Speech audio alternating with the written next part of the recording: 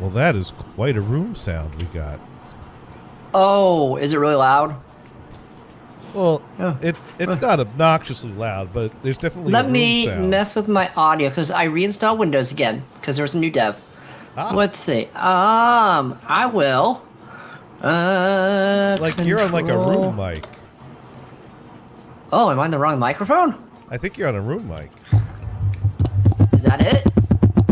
Okay, that's booming. Yeah. Okay, so that's all right. That is the microphone I use. Is that a condenser I have mic? it way up. I'm sorry. Let me Oh, see. okay. Okay.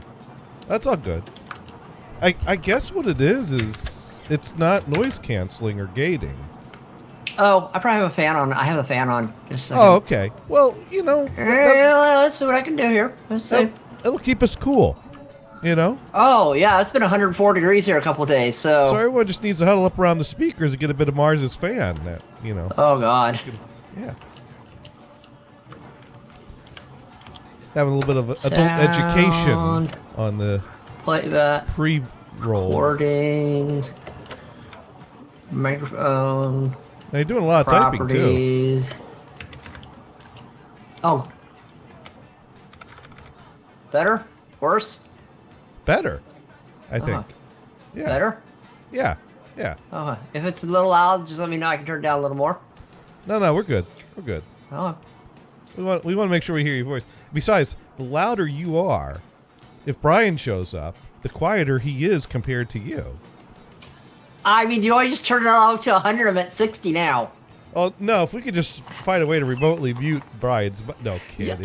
Gators, you've had control of this for how long?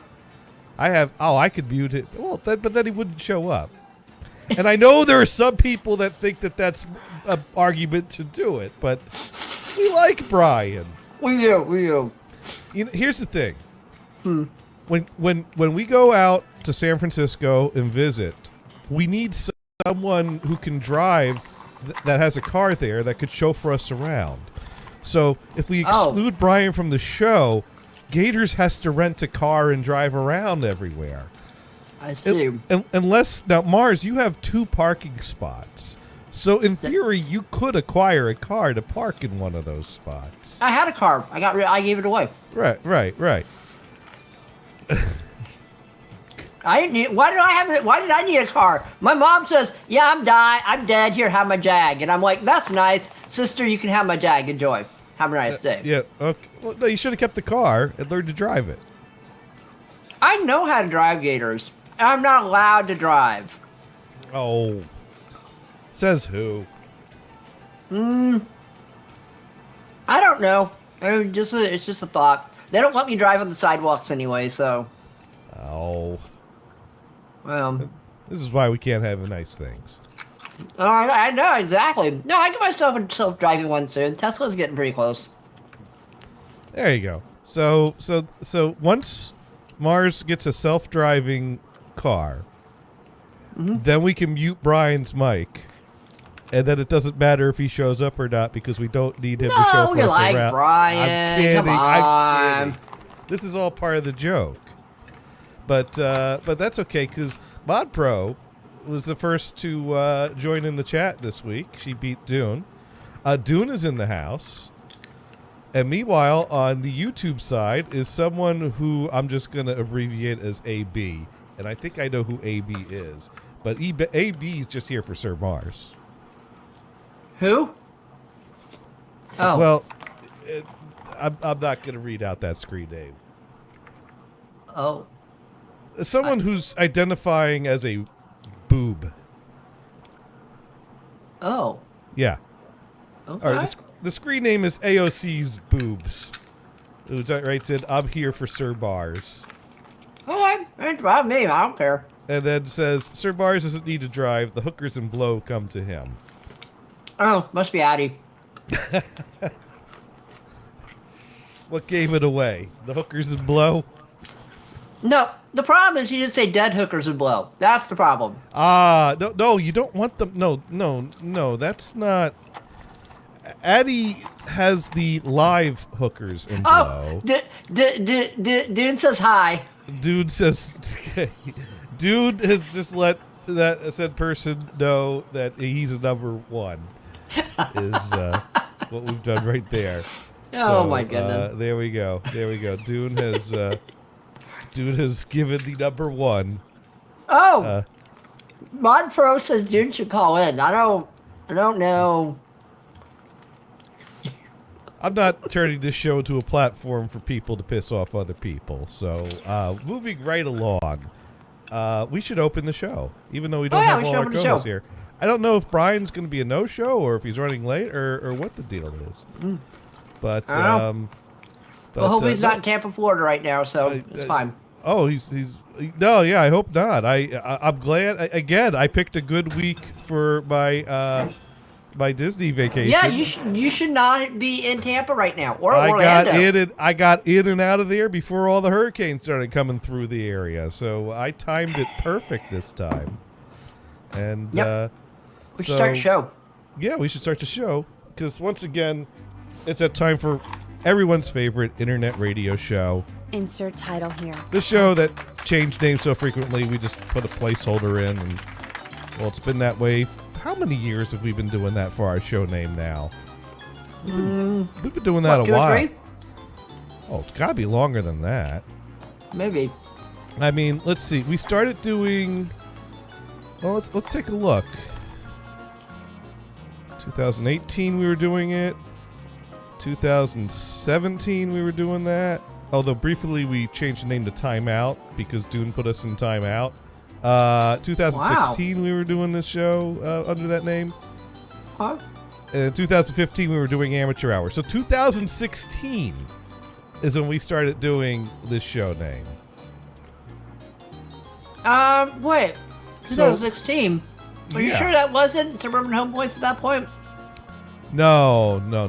That was when we ended the Amateur Hour in February of 2016. Okay. And then everyone decided they were done doing shows because I ended one of my many shows. And then I realized, oh my God, without my show, I don't have my weekly interaction with friends and people that I, like to spend time with. So in April, he doesn't have his weekly therapy sessions. Yeah, this is way cheaper. Yeah, it's a lot cheaper. This is way cheaper. I mean, it's like you could pay monthly therapy fees, or you could pay an upfront cost for some audio equipment that's fun to play with, and just, get your friends to do therapy. Yeah, exactly. Now, if you have serious problems, I wouldn't recommend bringing on friends for therapy, because as someone on the other side of that, I can tell you that doesn't work out well. But if you have serious problems, it's fine to go on Twitch and rant and rave though. Enjoy that, because you know what? Yeah. If you're good, you have your serious problems, and you rant and rave on Twitch, you might make some money on the side too. There you go. People love to see that. So in April, Brian and I, basically Brian was the only former co-host that would come back and start a new show with me. Mm-hmm. And then after me and Brian started going for a while, Venison started showing up again because he's game to join anyone, or he was until we know. For all we know, Venison's still trying to hook up a mic cable from the Great Beyond there, and you look and there's this giant orange cord coming from the sky randomly. Yeah, like what? Oh, it's Venison. He's trying to plug into a channel on my board right now. Even the weakest and smallest of people will come out ahead with a good swift kick in the balls. Exactly. That's and we all know what he's drinking up there. Same old favorite, vodka and iced tea, strong. Yes. But you know what he would say. Oh my God, man! Oh, how stereotypical Caucasian are you people? So then that brought Lulu out of the woodwork, who wanted to do some streaming, and then she showed up for a while, and then she disappeared. I don't even know what she's up to. I thought she was still on hiatus, isn't she? She's been on hiatus for years. Didn't she say she was on hiatus and then just disappeared? Like someone told her off on YouTube, and she went on hiatus. Mm-hmm. Exactly. Which it's like, dude, how many times have people told you off before, and you just scream back at them? It wasn't just one person, Gators. Wasn't just one person that told her off. She said some stuff against a disabled person, and people went out of the woodwork and went after her. She stepped in some shit. There is. She did. So and then you joined again, and we've been doing this for you've been back for a number of years now. Yeah. So all I gotta do is never end this show. Oh. Yeah, because if I end the show, then you stop answering your phone calls. Yeah. Yeah. Yeah, that's it. Yeah, because I ended the show, and then you stopped answering the phone. Well, I think you had a lot of stuff going on at that time, I had a ton of crap going on. You had a few schoolwork years and to crap like that every night, every day. Yeah. I was like, weekends were like, I'm going to lay on the couch and not move this entire weekend if I can. Yeah, that's what I did this past weekend. Well, actually, I tried to move a little bit. I was going to put in a second outlet on my kitchen counter to plug in, like, my, radio stuff and stuff I'm trying to hook up to have some, tunes and video and stuff from the kitchen while cooking and things like that. And did you put Dolby Atmos in your kitchen? No, just stereo. Oh, I don't know what happened, but there's a message deleted. Yeah. No, someone was advertising cheap viewers. No, we've got those. We call him Addy. That's the wrong platform, though. Yeah, that's the... No, actually, he's on the right platform. He's on the platform opposite from other people. Perfect platform for him, right? Let's see. Warhawk writes in ongoing, like the old NHB telethon, every hour play the tote music, even though no one donated. That was, I think we had like a fake telethon the last time we did a telethon. We just did one with, or we did it during a show. Like, it was weird the first few years we didn't have a telethon, so we started pretending like we were having one without taking donations. And the best part about that was I just kept making up crazier numbers for the tote checks. Well, if it makes you feel better, I'm eating pretzels and drinking water, so... Oh, well, of course. Of course. But, no, what I was getting at, so I'm trying to put in this outlet. So mind you, there's already an outlet on the counter. I'm trying to put a second one in. But I want to put it in not right next to it. I want to put it in on the other side of the counter. Oh. But there's a stud in the wall between where I want to put the outlet and where the current outlet is. But I got a flexible drill bit, but the wall cavity is it's an inner wall, so it's just a really thin inner wall, and it's old housing, so it's lath and plaster. So you got all these old crappy splintery pieces of wood on either side of there that just loves to grab on any little thing that you're trying to push past it. So I could not get the flexible drill bit to flex into that wall to drill through the stud. So the only way I could make it happen would be, basically I was going to try to run a wire from one outlet to the other because kitchen counter outlets have to be ground fault protected. And if you have one ground fault protected outlet and it has a feed off of it that's also shut off when it clicks, that'll ground fault protect anything beyond that as well, so that you still be up to code and you don't have to buy a second ground fault protected outlet. Turns out whoever put that outlet in went cheap and bought a ground fault protected outlet that doesn't feed another. Oh, they just stuck one in there that looks like it's one, but it's not. Well, it is one. It just doesn't have a lead that also allows you to daisy chain and also be ground fault protected when you daisy chain off of there. Oh. If I split off of that and I just put a normal outlet, it wouldn't be ground fault protected because even if it trips, it's still going to send the signal through. It doesn't. It's not the type that does that. So I would need to either replace that outlet or just get a second ground fault. Either way, I have to buy another ground fault protected outlet. So at this point, I just would need to, which I didn't buy. I bought one that had USB-C ports in it as well because that would have powered my tech. But now I got to find an outlet that has USB-C ports and ground fault protection. But I basically decided to hold off on that for now because then there was studs and the wall is where a stairwell is, and the stairwell goes into the wall, so you got this like board that's at an angle that you'd have to drill down through to fish wire through. It was a bad situation. So Gators, I have a question. Is this What's outlet on the same side as your sink? No, it's not on the same side of the sink, Oh. but it's still it's even though it's The not reason I asked this, I'll tell you the exact reason I asked this. okay. If it was on the same side as your sink, you could just split the one from the garbage disposal outlet underneath and go across that way. But it's not. I don't have a garbage disposal outlet, although there is a dishwasher outlet under the sink that I didn't even know was there until I was trying to figure out what the heck the switch in my breaker box does that didn't do anything. And I followed the wire, and it went under the sink, and there was an outlet under the sink. I don't have a garbage disposal. I don't have a Usually dishwasher. that's either for a garbage. It's either usually for a dishwasher next to it or a garbage disposal. Like I have one underneath there that is mainly set for the garbage disposal, and then it splits off underneath the cabinet, and that's where my dishwasher goes into. Yeah. Well, I'm all set for a dishwasher if I ever buy one, and I've considered that, but then I'd lose more cabinet space. So Yeah, I don't that is know. the only problem. That is the only problem. But I'm at the point now where I'm ready to, I don't know, maybe a little Christmas gift to myself. But that's not What, a new really house as a gift, Christmas gift? A new I'm house? joking. No, I'm not ready for. I'm joking. I gotta pay. I gotta finish paying off the Disney trip first. But New house, Disney trip. Let me think. But no. Anyways, so I put this down for a topic, and I'm probably gonna regret this because I wasn't expecting Addie to actually tune into my show. But It's okay. For all I know, he's not even doing it anymore.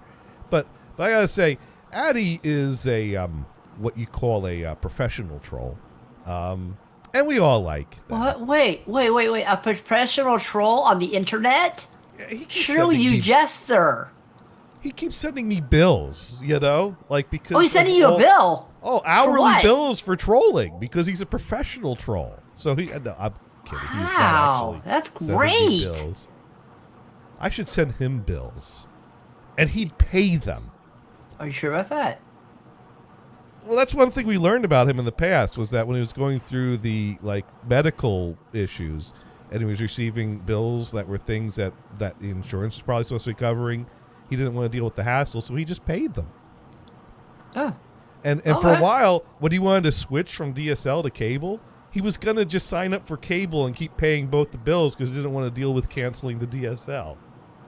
I paid for my dial-up for a long time when I got my Comcast. So, but that's because I actually used it here and there. So, Well, but then yeah, I if probably you got rid use of it. yeah. If you have a lot, but no, he was going to stop using it, just keep paying it because he didn't want to deal with the phone call to cancel it. And that's what I'm like. I need to print up some official looking invoices and just start mailing them to Addie and see if the checks start coming in. I mean, I never got around to trying that, but yeah, but then he might mail you other things back. Yeah, you're right. He probably start. I mean, do you really want to dox yourself, the Addy? He'd start mailing things captioned LOL #no homo is what he would start doing. He would. He absolutely would. Which is fine, whatever works. Yeah.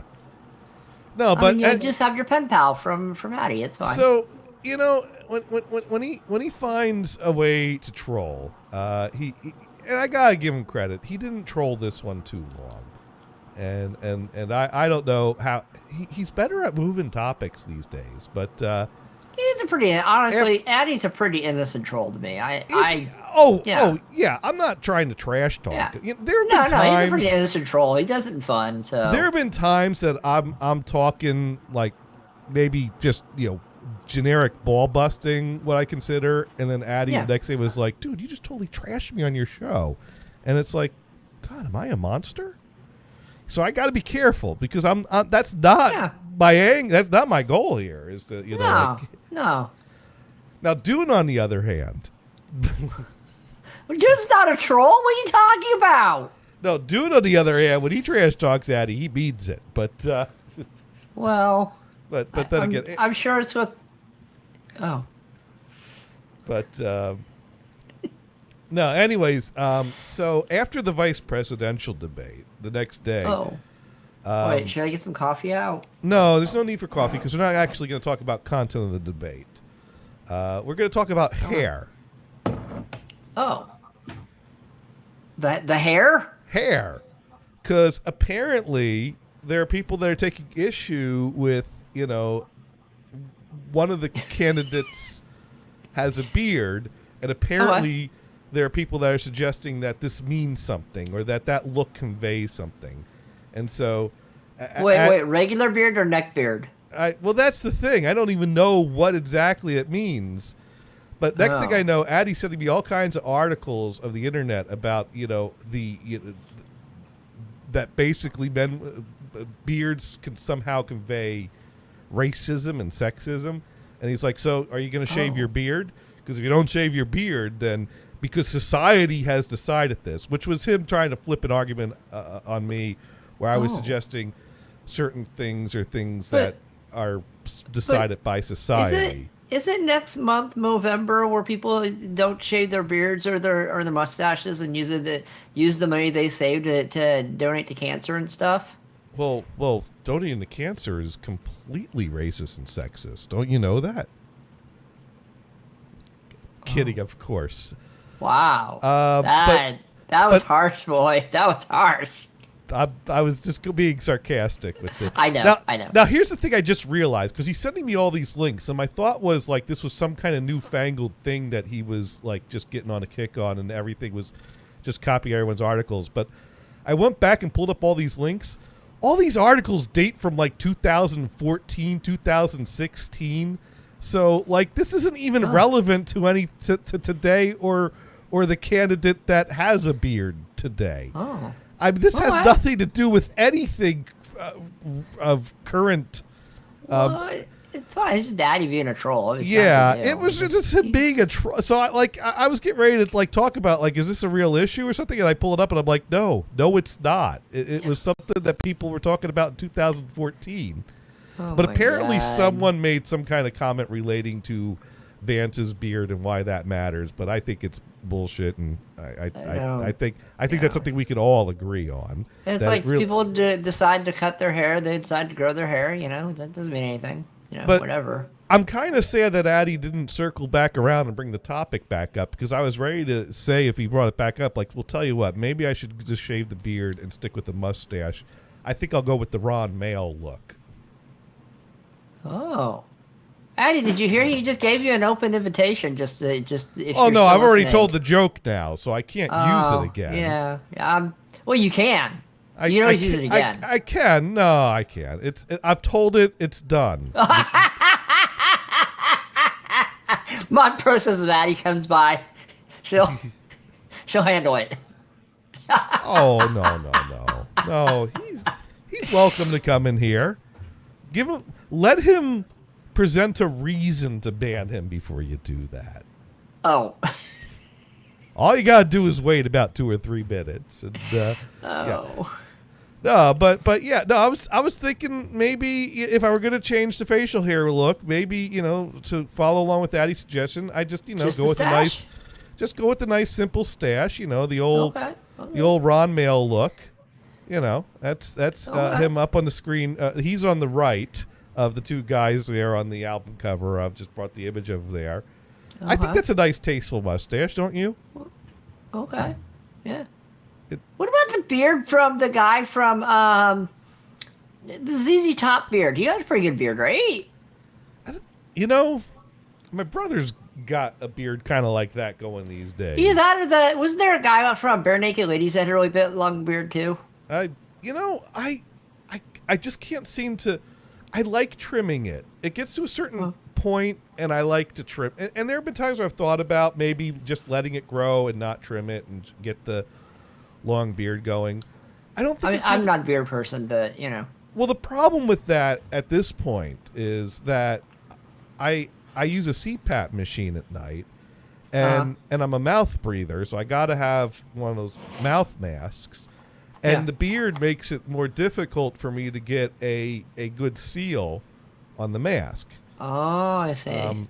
So it's better for the CPAP to keep it more trim and to like trim it once a week rather than let it just kind of grow out more hair to mess with that. But I don't know. So, anyways, that was just a dumb topic that came up. It's fine. It's fine. You know, I mean, honestly, you can always go for a nice troll. I mean, that. Sometimes it's more malicious. But just goes to is there a fire truck going by there right now? Oh, there'd be a lot. There'd be a lot of fire trucks. Oh, what's going on? I don't know. Condos probably exploding. I don't know. Don't ask me. You know. So, anyways, how's the stair situation over there? Still temporary. So you're still on the temporary stair. Now, how are they going to transition from temporary to permanent? I think what they're doing is they're probably doing the cement pouring and stuff at a different location. And I think what they're going to do is bring it in and put it together in a day or two. I see. Yeah. Because honestly, they were supposed to have it done 3 months. And the contractors have been paid to do it. And I haven't seen anything. So I think they're doing it separate. Because it's certain molds that they do, you know, certain things that they pour in and make the steps and make the stuff underneath it. I think they'll have that shipped in.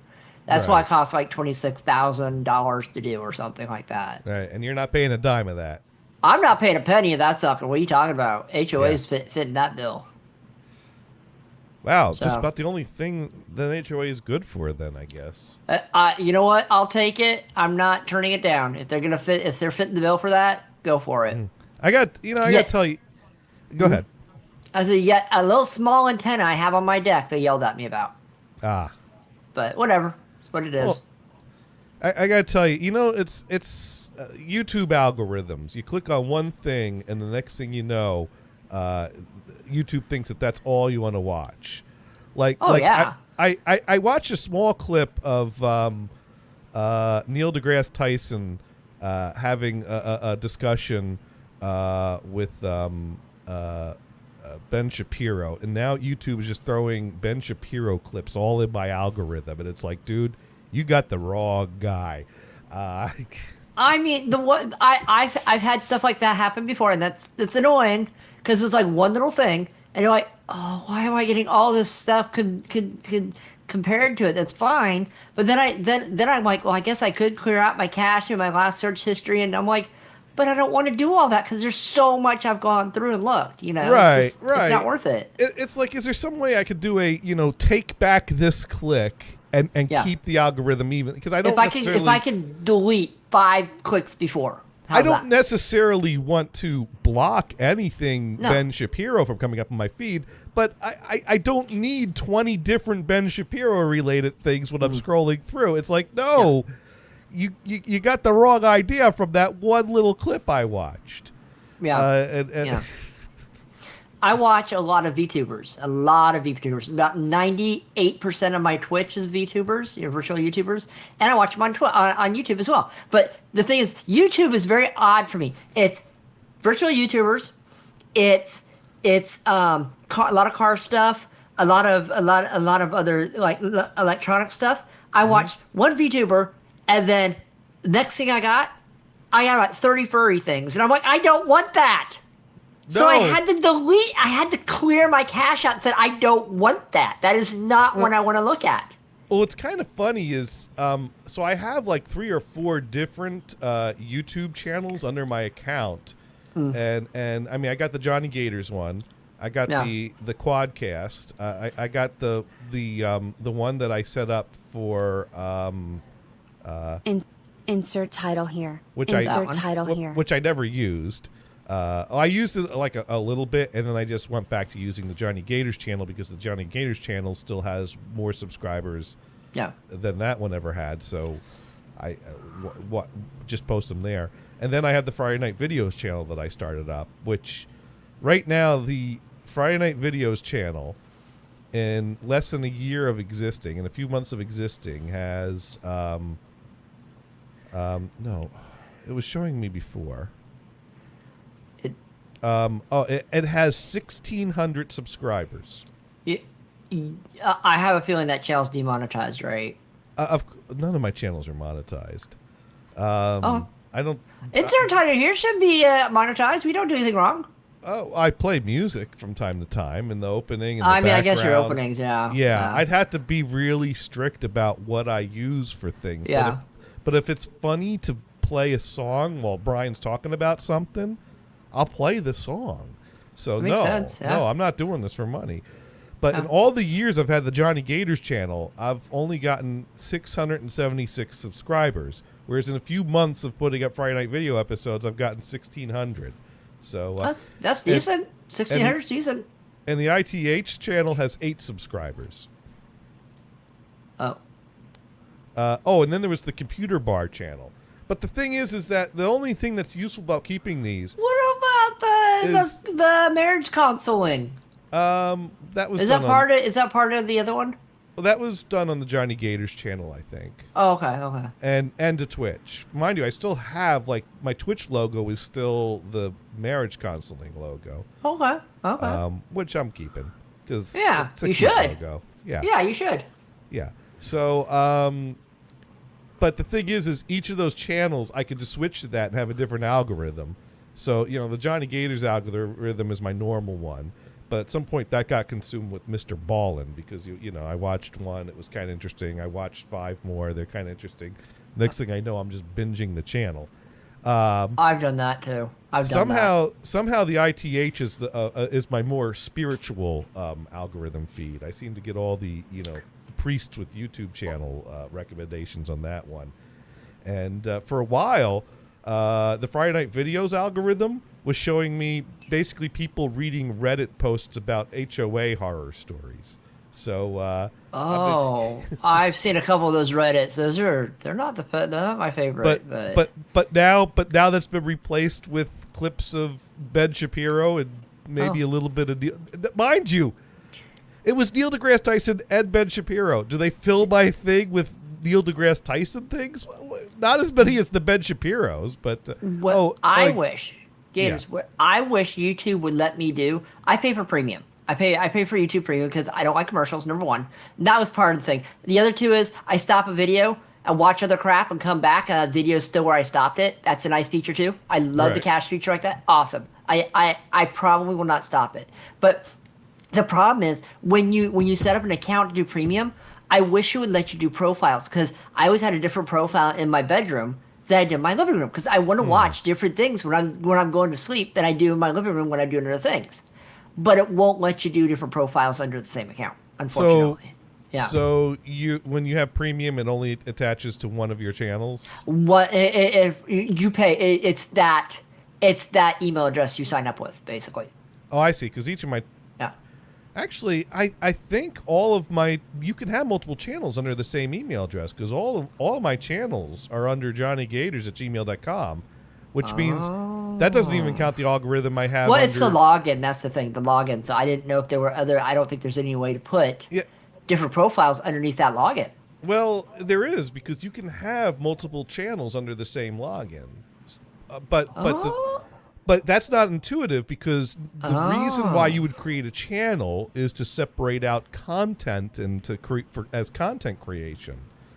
That's where the concept of channels comes in. But yeah, if you create a second channel, that also will act as a second algorithm. So you could make a Mars's bedroom profile.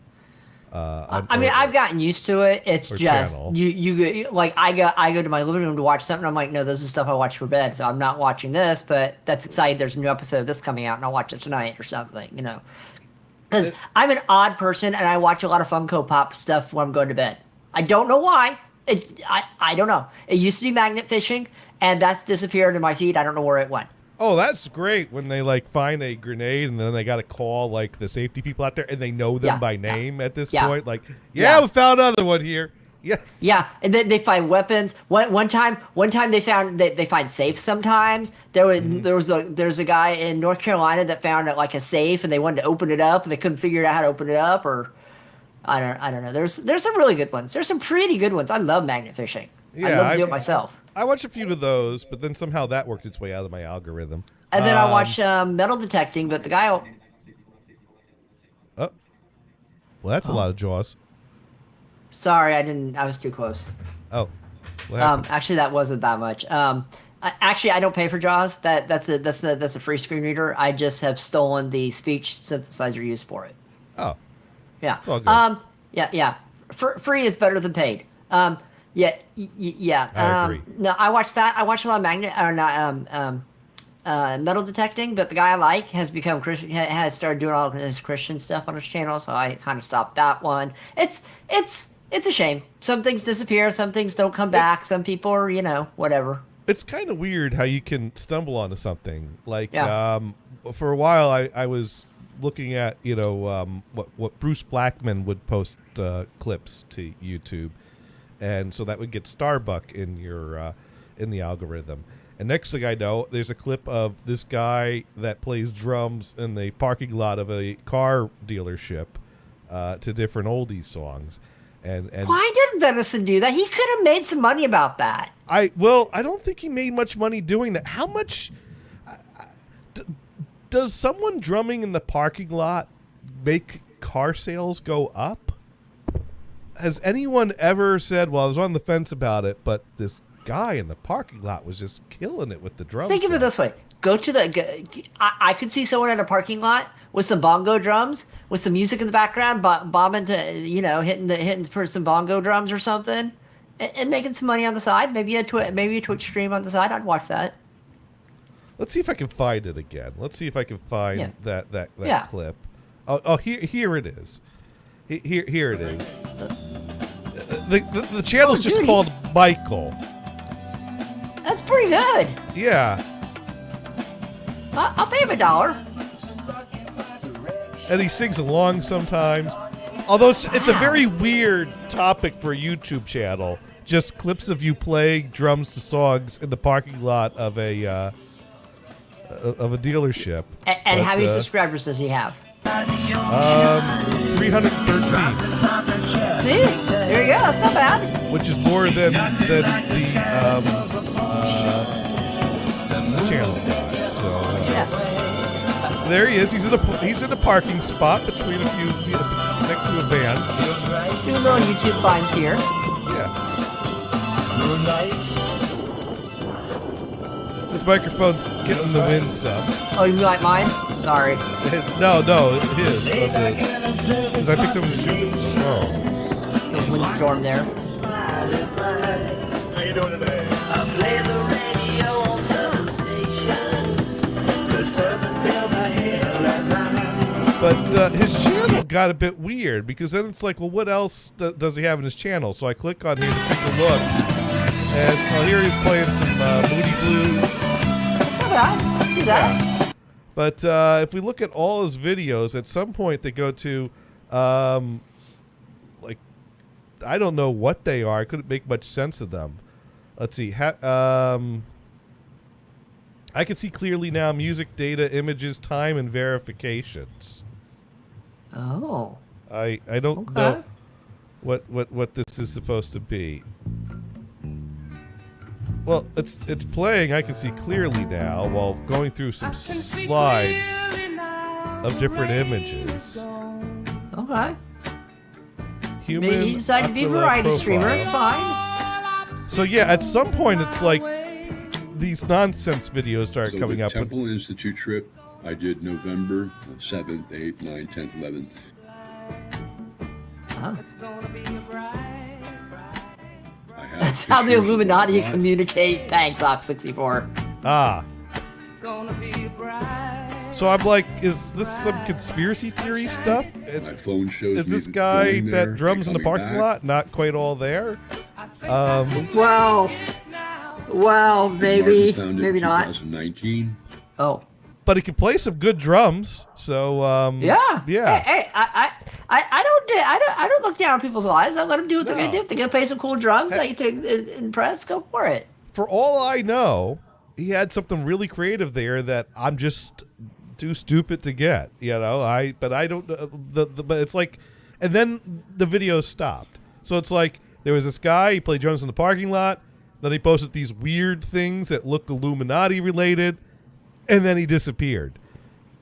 Don't know where that guy is now. I mean, did he maybe go back to someone- the dealership or? Maybe someone notices Illuminati stuff and You know.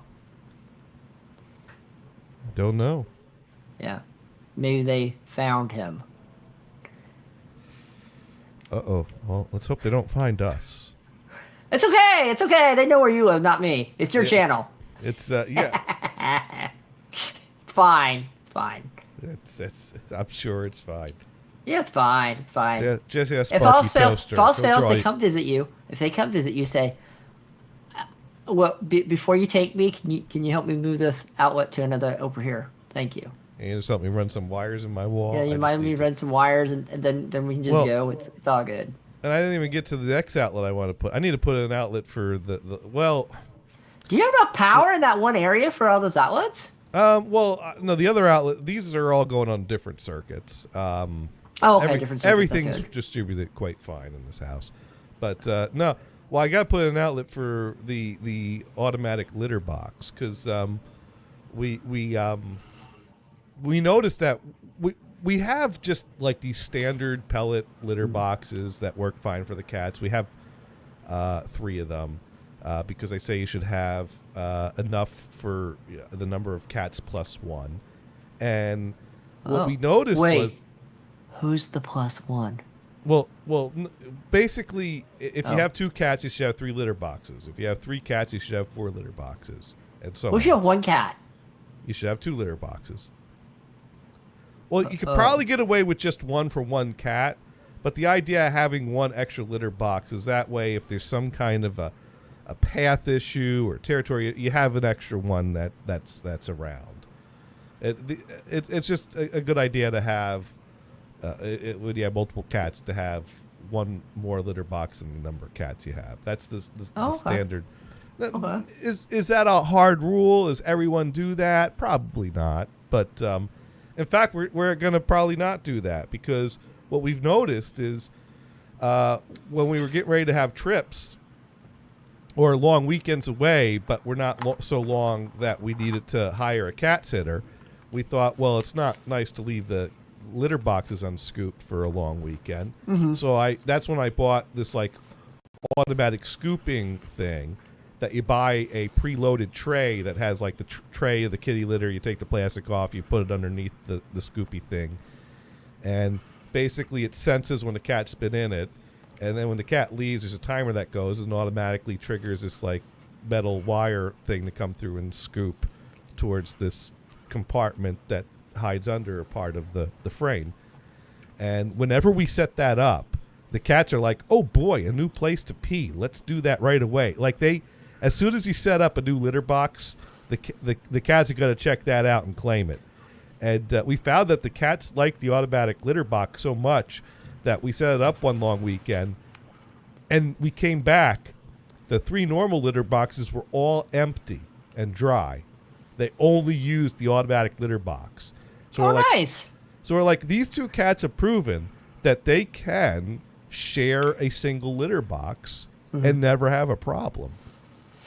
And so we decided, well, after we use up all like the pellets and supplies for the manual scooping litter boxes, we're just going to stop buying supplies for those, and we'll just buy the trays for the automatic one, and we'll just set that up. The thing is when I set it up, I usually run an extension cord to where it is. So I'm like, well, if we're going to set this up permanently, I'll just put an outlet over there. So I got to put that one in now.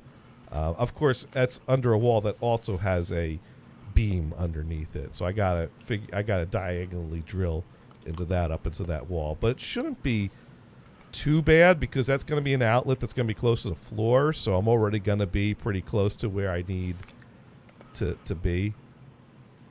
Anyway. Okay. That works. So that's another project for perhaps next weekend. But what's new with Mars? What have you been up to with your weekends?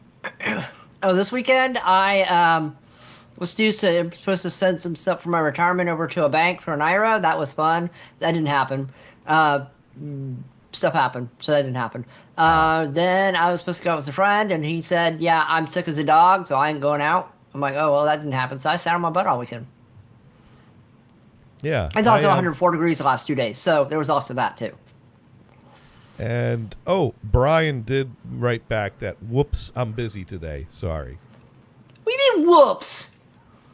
Well, to be fair, 2 weeks ago I did a whoops. I went grocery shopping on a day I don't normally go grocery shopping. We just thought he went to sleep. I and lost Like Gator's track probably exhausted about his trip. He's probably passed out. and forgot it was Monday. Uh-huh. OX64 rating. I think I want to update my outlets with AC outlets that have USB plugs too. Yeah, you could swap out. They also make face plates that have outlets that have like USB ports underneath them that basically have these little metal prongs that rest on the screws, so that all you gotta do is, of course, if you're gonna do that, you want to make sure that like your outlets are in plastic boxes and don't have tape wrapped around the screws, and B, you probably want to switch the breaker off while you're swapping the plates and rubbing pieces of metal against live. Question. Yes. Who doesn't turn their breaker off if they're working on electrical stuff? Well, you could probably get away with changing a faceplate without switching the breaker off. Oh, the faceplate. Yeah, I did that over As here. long as you don't reach your fingers in while the plate's off. But in this case, the plate's got these little metal contacts that are going to touch up. Which I bought some of those, and I ended up not using them because they were kind of flimsy and it just didn't work well. Although I ended up using, I have one of those types of faceplates that has a little night light built into it for my stairwell. Oh, fancy. LX64, right. I got some LED nightlight plates covers like that. I didn't turn mine off when I replaced the face with the LEDs, the LEDs.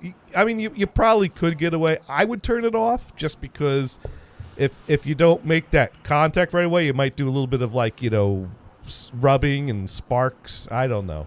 A little bit of arcing, zapping. Probably not, but I have seen people leave reviews on those things that say, I put it in and it made a spark and it shut my I'm like, well, you dumbass, you didn't turn the breaker off. But or for all I know, there was an actual problem with the product because that's not the one I bought. I don't know. I've replaced faceplates, but mine don't have anything special. They're just plastic. So I just yank them out, put new ones in. It's fine.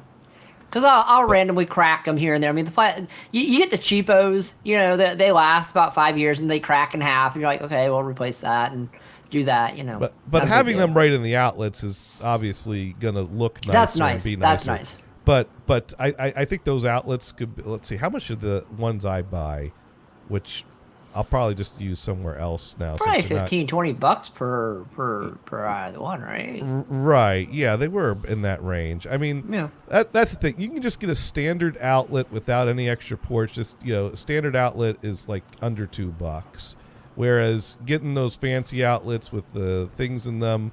I got 2 for $30, so that was $15 each. Oh, that's not bad. That's still more than $2 each, but it's for the convenience, and I'm probably gonna I want to put some smart switches in over by my lights and stuff just because of that, but I just haven't gotten around to that. I'm like, I don't know if I want to do electrician stuff myself, but it's not hard to do. It's not hard to do. When you take it out, okay, this is the green wire. You put that down there, and the other 2 wires you kind of match with the other ones, and that's fine. But I don't know. So I'm trying to think what else is going on because I really only had the beard thing to come with the show this week. Usually Brian does so much talking. I know. I don't know. This was a pretty boring week. I mean, the conference rooms have been kind of. Oh, are they working yet? We got the main conference room working on loaner equipment. Yeah. So I can't complain too much about that. I know. I don't know.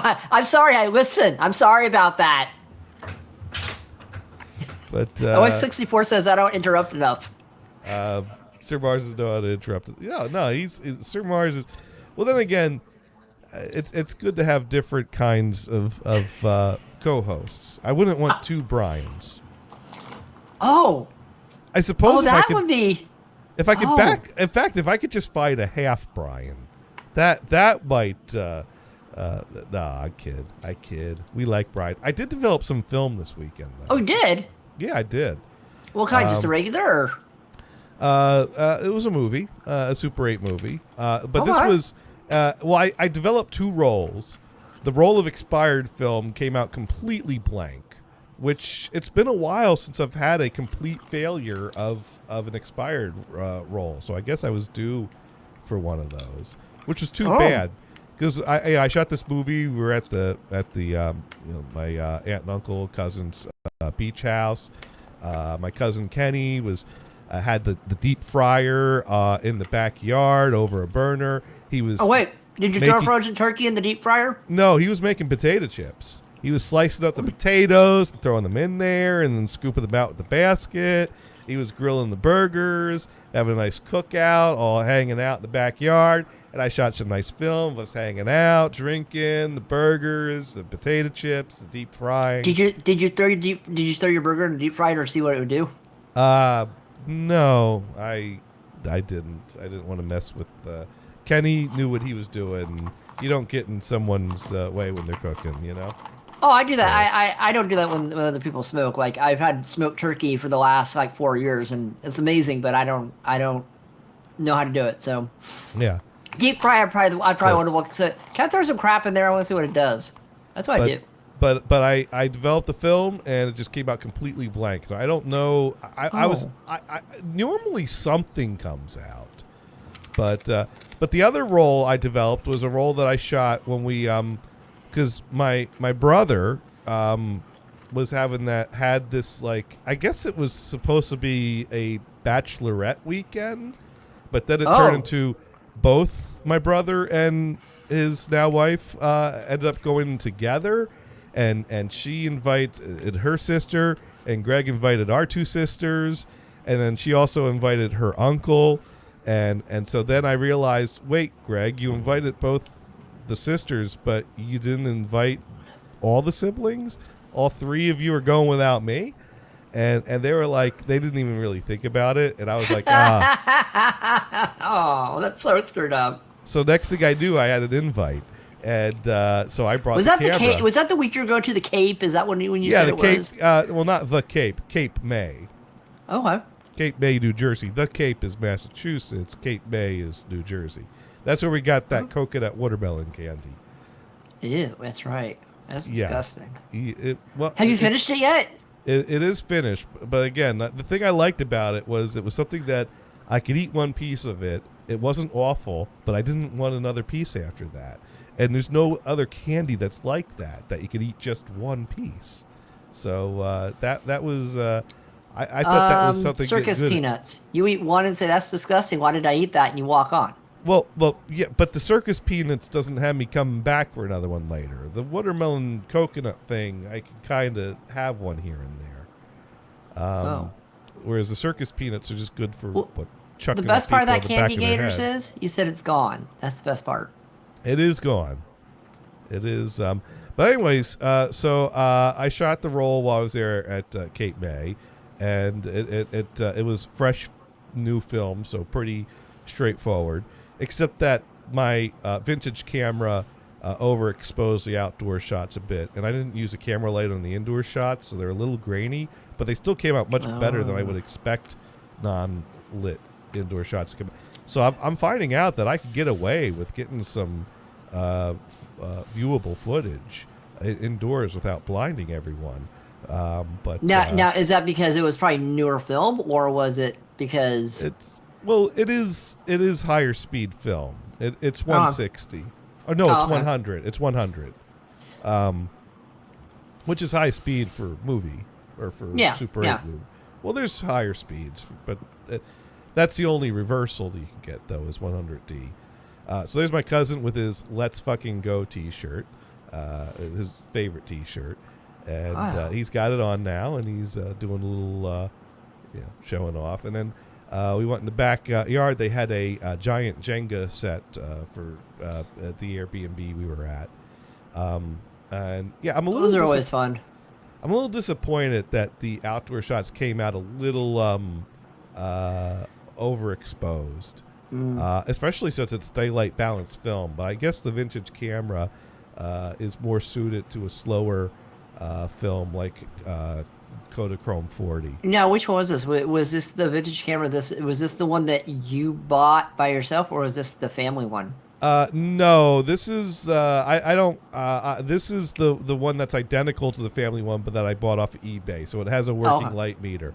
No, if I used the family camera, this would have been really oversaturated because that one, the light meter's broken, so it sets to. Can you fix that, or is it just pretty much impossible to do? I can't fix it. I have 3. I actually bought 2 of them of these cameras off eBay, so that I could dissect one and figure out how. Oh, to you fix can use it it as a parts camera if you had to. Well, to dissect it to learn about it. And I took it apart, and I've never been able to get it back together. Oh, so it's over in the bin. So it's on the workbench in the basement. But here Jeff is trying to get one of the hard pieces out on the Jenga set. He chose poorly. And It probably all fell, didn't it? And now he's stuck with it. He's trying, and he's trying. You gotta just tap it. You can't sit there and yank it out. You gotta tap it. Tap, And there tap, it tap, goes. There it goes. He so Oh. they're setting it back up, but Dude, a regular one's kind of a pain. It takes a while to set up. I bet you a huge one takes forever. so now here we are. We were out driving around visiting different places. I think this might have been one of the breweries we went to. Just drinking a little bit while we're going to our cars. Oh, here we are back at the house in the backyard doing some hanging out, drinking. And they're waving at me. So you bought some stuff at the brewery and brought it back? We did a back and forth. We did. I don't think I didn't buy anything from the brewery. I only drank at the brewery. I had plenty of stuff in my cooler. That I was gonna say I thought we might get some beer reviews or something. And here we were at a bar that we went to, that we're hanging out at for a bit. Okay. Before we went and Decent bar or just bar? it was an outdoor decent bar. And then we were they had this like thing where with their name on it that you could pose for pictures and take pictures. Oh, so nice. There we are doing that. Nice. Yeah. And so that's that roll. Oh. And the other one didn't come out at all, huh? Right. The other one. That's such a shame. It's such a shame. I mean, I tried to scan some of it in just to see if there was any faint image that I could. And you just didn't find anything, huh? No. Here, let me. I scanned in about 4 seconds of it to see what I can find, and I'll show you that 4 seconds. It just looks like that. It's just completely blank. Oh. Well, I'm sorry you destroyed the film. That sucks. At least that was the used one, right? It was no, it was Or it was the old film, right? At least. It was the expired film. So yeah. At least it was that, you, not the new film. Because if it was the new film, you would have been more upset. Right. Now I do still have another roll that I shot of the ocean. The only reason I shot that roll was because it expired in the late 70s. And so you had to hurry up and use it before. Well, I want to. Older Ektachrome is harder to develop in color. In fact, I've not really seen anyone do it successfully. Oh, okay. And so I'm trying to. It's easy to develop any of this film in black and white, but to still get color out of old expired color film is a bit of a challenge. Doesn't usually you say turn out green or something sometimes? I mean, the color could be now the older stuff. When I tried developing it with a color development kit at a lower temperature, and it came out completely green. But I think the problem with that was that there's too much of a difference between older Ektachrome and new Ektachrome that kit was completely incompatible, and that's where I'm trying to figure out different things I could do. I found formulas for E4 processing, but I can't find citrusinic acid. If I could find some citrusinic acid. You can't buy that at the corner grocery store? No, they were fresh out of citrusinic They acid. were fresh out of citrusinic acid. Okay. Yeah. No, and I don't even know. Don't they sell those little squeezable lemons for the refrigerator? That'd be citric acid. But you got some. You need to put the citric in it. Citrusinic acid is a heterocyclic compound consisting of a dihydropyridine pyridine ring derived with a carboxylate group.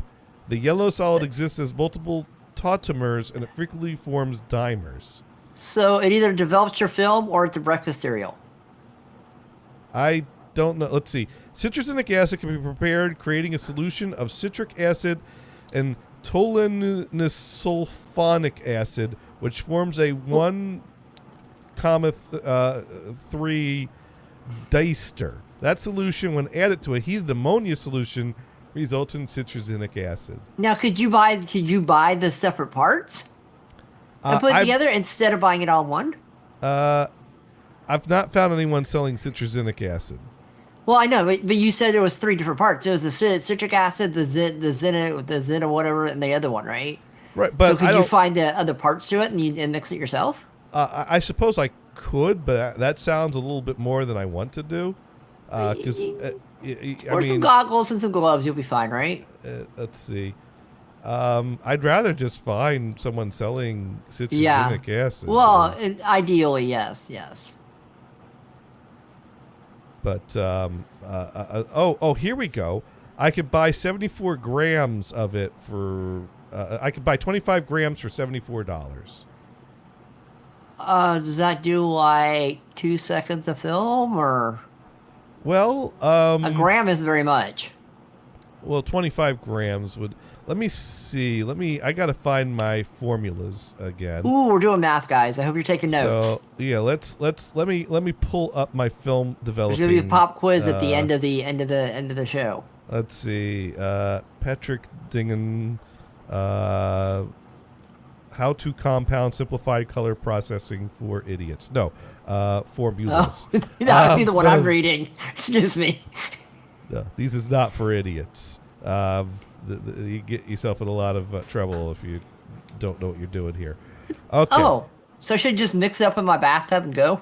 Yeah, it's like bathtub gin, but toxic. Dude, they did some bathtub moonshine in Kentucky. I bet you that stuff was pretty toxic. All right, so yeah, the color developer calls for 1.3 grams of citrusinic acid. So 25 grams will get me 25 grams? You can do that like 20 times. That's not bad, but $74 is kind of expensive, isn't it? But the other thing I can't find is ethylenediamine sulfate. That's the other one I can't find. Okay, so sulfuric acid, sulfur, let me ethylene, and ethylene. I don't know what the other one is. Diamine. Well, ethylene and diamine is one word, and then sulfate's the second word. Yeah. And let's see. That is let's see. Oh, maybe I can buy some. Let's see. I can for research use only, not intended for diagnostic or therapeutic use. Wait, are you therapeutic with that? Oh, I could buy 25 grams of that for $40. What? Why would you use that for therapeutic use? It doesn't sound that safe. Drugs? I don't know. Maybe, I don't. It's like, here, put your foot in here. It's perfect for your feet. Okay, now you have 1 foot. So okay, so that's your therapy. So $75 was $40, and there's a few other things on this list that I could buy more easily. I might be able to just mix up the old school. That's what I was wondering. Go get some chemistry stuff and do it yourself. But it's a little more. It's more involved than what you wanted to buy. You just wanted to buy the main stuff. I understand that. I've been getting to. I don't know, and at this point, how good is it? You know, you spend all this money, you get all these chemicals together, and you still it's old, worn out film, and it doesn't come out at all. It's like, a lot of money to just throw away to have a bunch of chemicals that ended up not working out. You know what? Just develop with beer, and you can drink what's left. Yeah. So, but I did shoot this roll of just the ocean because that way it's not any footage I really care about. So I can cut strips and test different, cheaper ways to try to get something out of it. But so far, I mean, you remember I bought a bottle of formaldehyde so I could harden the film properly. So that way I could actually do some warmer developing temperatures. Man, I hope you're wearing some sort of charcoal mask when you do all this stuff. Yeah. Yeah. And lots of airflow, please. Oh, plenty of airflow. I know you're doing this in the bathroom. You can't just light a match with this one. No, there's it. That's good. I'm glad to hear it. It's only a few minutes of. Gators, we don't need the brain to dissolving due to formaldehyde and citric acids. It's all good. I don't think anyone would notice. Oh.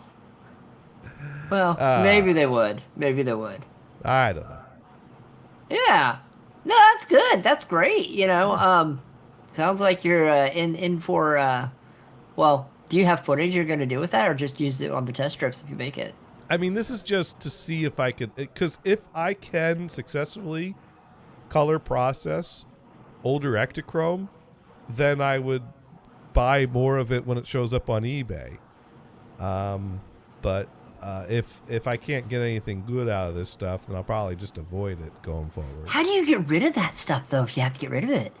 Get rid of, well, I've just been storing up bottles, and at some point I'm going to try to find some kind of toxic waste place that just takes bottles. It's like, hi, I have a lot of toxic waste. Can I get rid of this, please? Hey, it's developing fluid. What kind? Yes, it's developing fluid. Just leave it outside of Best Buy and say, you guys get rid of toxic stuff, right? Yeah, that's fine. I think there are places you could drop off developing. Yeah, fluid. I think you're right. There's usually places around here. So I've kind of labeled the bottles with what type of Sharpie? processing, but I've not labeled all the ingredients in all of them. So hopefully I find a place that's okay with just going, yes, developing fluid. We'll take that. Oh, okay. Okay. I don't know. I'll find out. If some place starts to get particular about what they take, then I'm in trouble, and then I got to figure out how to make it disappear. Yeah, you bury it? Well, it might just come free with the house when I sell. Oh. Well, yeah. I won't even charge Yeah. extra for that. Some people put boxes of something in the attic, and you leave bottles of something in the basement. I mean, it's better than leaving a turd in the trash can. Is it though? Is it? I'd put the turd in the trash can. It's probably easier to get rid of, but I mean, you could get a 55-gallon drum and just pour it all in there and walk away. I could, and then Yeah. This house. and then drop a turd in there. That would either dissolve the turd in 2.7 seconds, or it would have mutate into something sentient. Gothard has a story about when they bought one of the houses that they bought. They're moving in, and Mike finds this trash can in the attic, and he takes the lid off and he looks in there and he goes, "Oh no, not again!" Again? And Gothard's like, "What?" And he looks in, and there's a big old turd in the trash can. He's like, "What do you mean, not again?" And Mike relayed the story that earlier in his life, when he bought a house, he moved in, and they found in the attic this left behind gift wrapped box with a bow on it. Oh, so someone worked at it. And it's like, what's this? And, there's no one coming back looking for it. They own the house. So, of course, they opened it up. So they, take off the bow, unwrap the package. It's like Christmas. Let's open this. Lift the lid off the box. There's a turd in a box. Now, Gators, maybe some people do fruitcakes. Maybe some people hand the box of turd around over here. I mean, they're probably just both as edible. No, fruitcake's way more edible.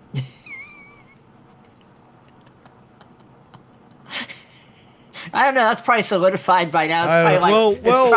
We don't kink shame around here. No, so, we don't. Why not? You want to do it. You want to do it. Go for it. You eat what you want to eat, but I'm gonna go out on a limb and suggest that fruitcake might be a more preferred gift if you're gonna wrap something up with some nice paper. That's still pretty good. No, we don't like this house, so here's a gift wrapped turd. Enjoy. I don't know. On the one hand, if you just find a wrapped fruitcake left in the house, then you're like, oh, a fruitcake, and you throw it out. Whereas the turd at least gives you a good story to tell. So maybe it's preferable to find a wrapped turd than a wrapped fruitcake in a house. The thing is, which one has a better shelf life? I don't know how long the turd was in that box, though. It might have been there for years. It's probably from the owner beforehand. You probably just broke the chain. I mean, I don't know what the. Shelf life of a fruitcake's pretty long. It's pretty long. It's pretty long. Yeah, I don't know how old that fruit cake was I ate, but I ate it. It was pretty old. For those that don't know the story, one of your relatives gifted you a fruit cake for Christmas. Yeah. One year. Okay. We had a fruit cake that used to go around every year. Well, you didn't know this part yet. No, though. I had no idea about this. I had no idea. So every year, someone in the family would get our family, an extended family, would always get this fruitcake for Christmas, and they'd send it, and they go, okay, well, it's my turn to have the fruitcake for the year, and then the next year they'd mail it to somebody else in the family, and it was kind of a regifting kind of thing, just a family family tradition tradition that no one filled you in on. No, I didn't know about this. And one year I get this fruitcake in the mail, and I'm like, oh, it's a fruitcake. So I put it down, and I ate it. I didn't know it tasted like a fruitcake to me. I'm like, okay, I ate it. Do you like fruitcake? It's okay. It's not my favorite, but it's okay. It was very chewy. It was very chewy. Because I love fruitcake. I mean, I would. Well, no, is your fruitcake chewy? Oh yeah. Okay. Well, there's it's chewy. got the fruits in it, so it's got that Yeah. chewiness, but it's also got that nice spice cake there too. So It's got something in there for it. There's a lot of preservatives in it. Just saying. and cognac. I don't know. Did that cognac wear down after many years? I don't know. I think that's what preserves it. And then the next year came around. They're like, oh yeah, well remember it's your turn to send off the fruitcake to another person. And I'm like, what are you talking about? They're like, the fruitcake you got last year, you're supposed to re-gift that and send it to somebody else now. And I'm like, well I ate that.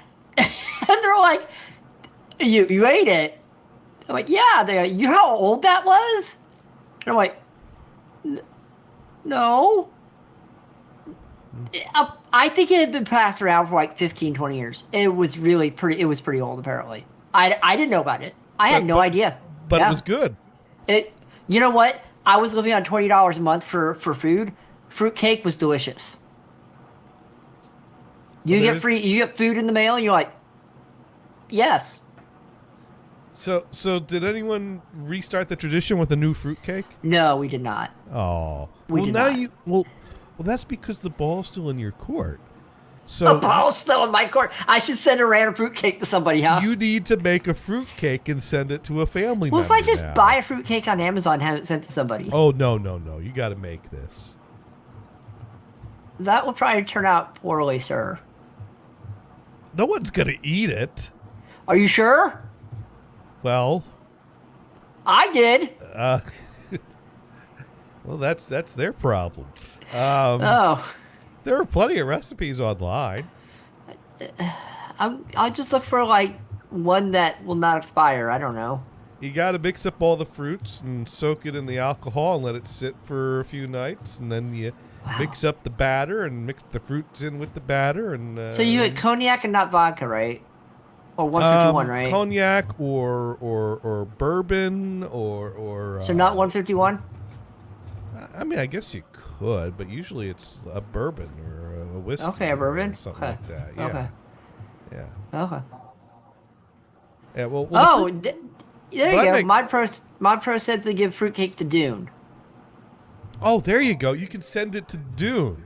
There you go. I might have his address somewhere. We'll make this an internet radio tradition, Oh. and then Dune can send it to Sparky Toaster the next Oh. year, and then Oh. Sparky Toaster can send it to me the next year. Yeah, that's right. And- He has your address, so. Then I can send it to Mod Pro the next year, and then Mod Pro could. The question is, which one of the wives is Bob Pro going to send Brian's fruitcake to?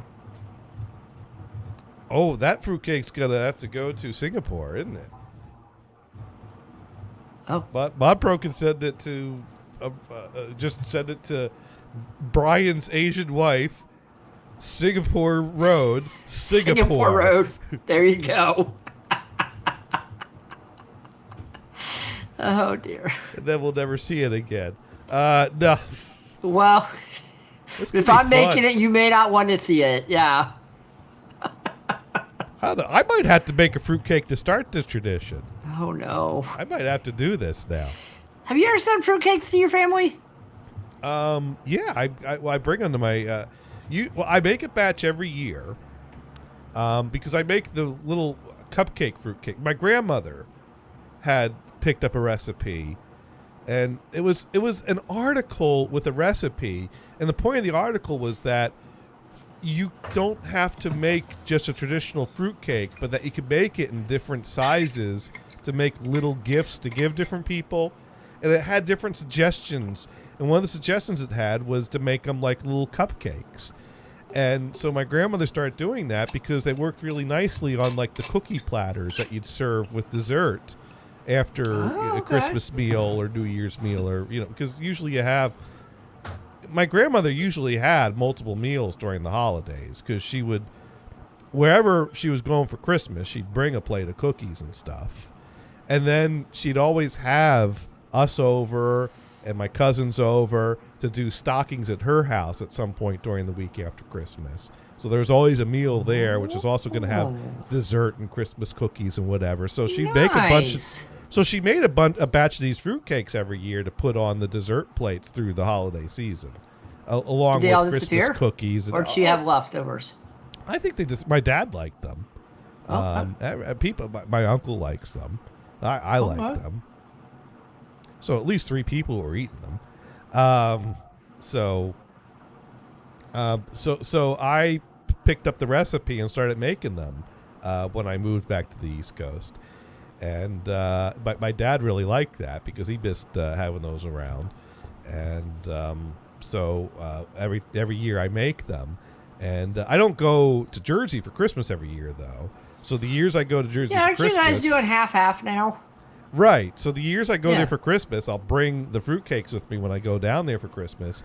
And the years I don't go to Christmas, I'll bring them with me for New Year's.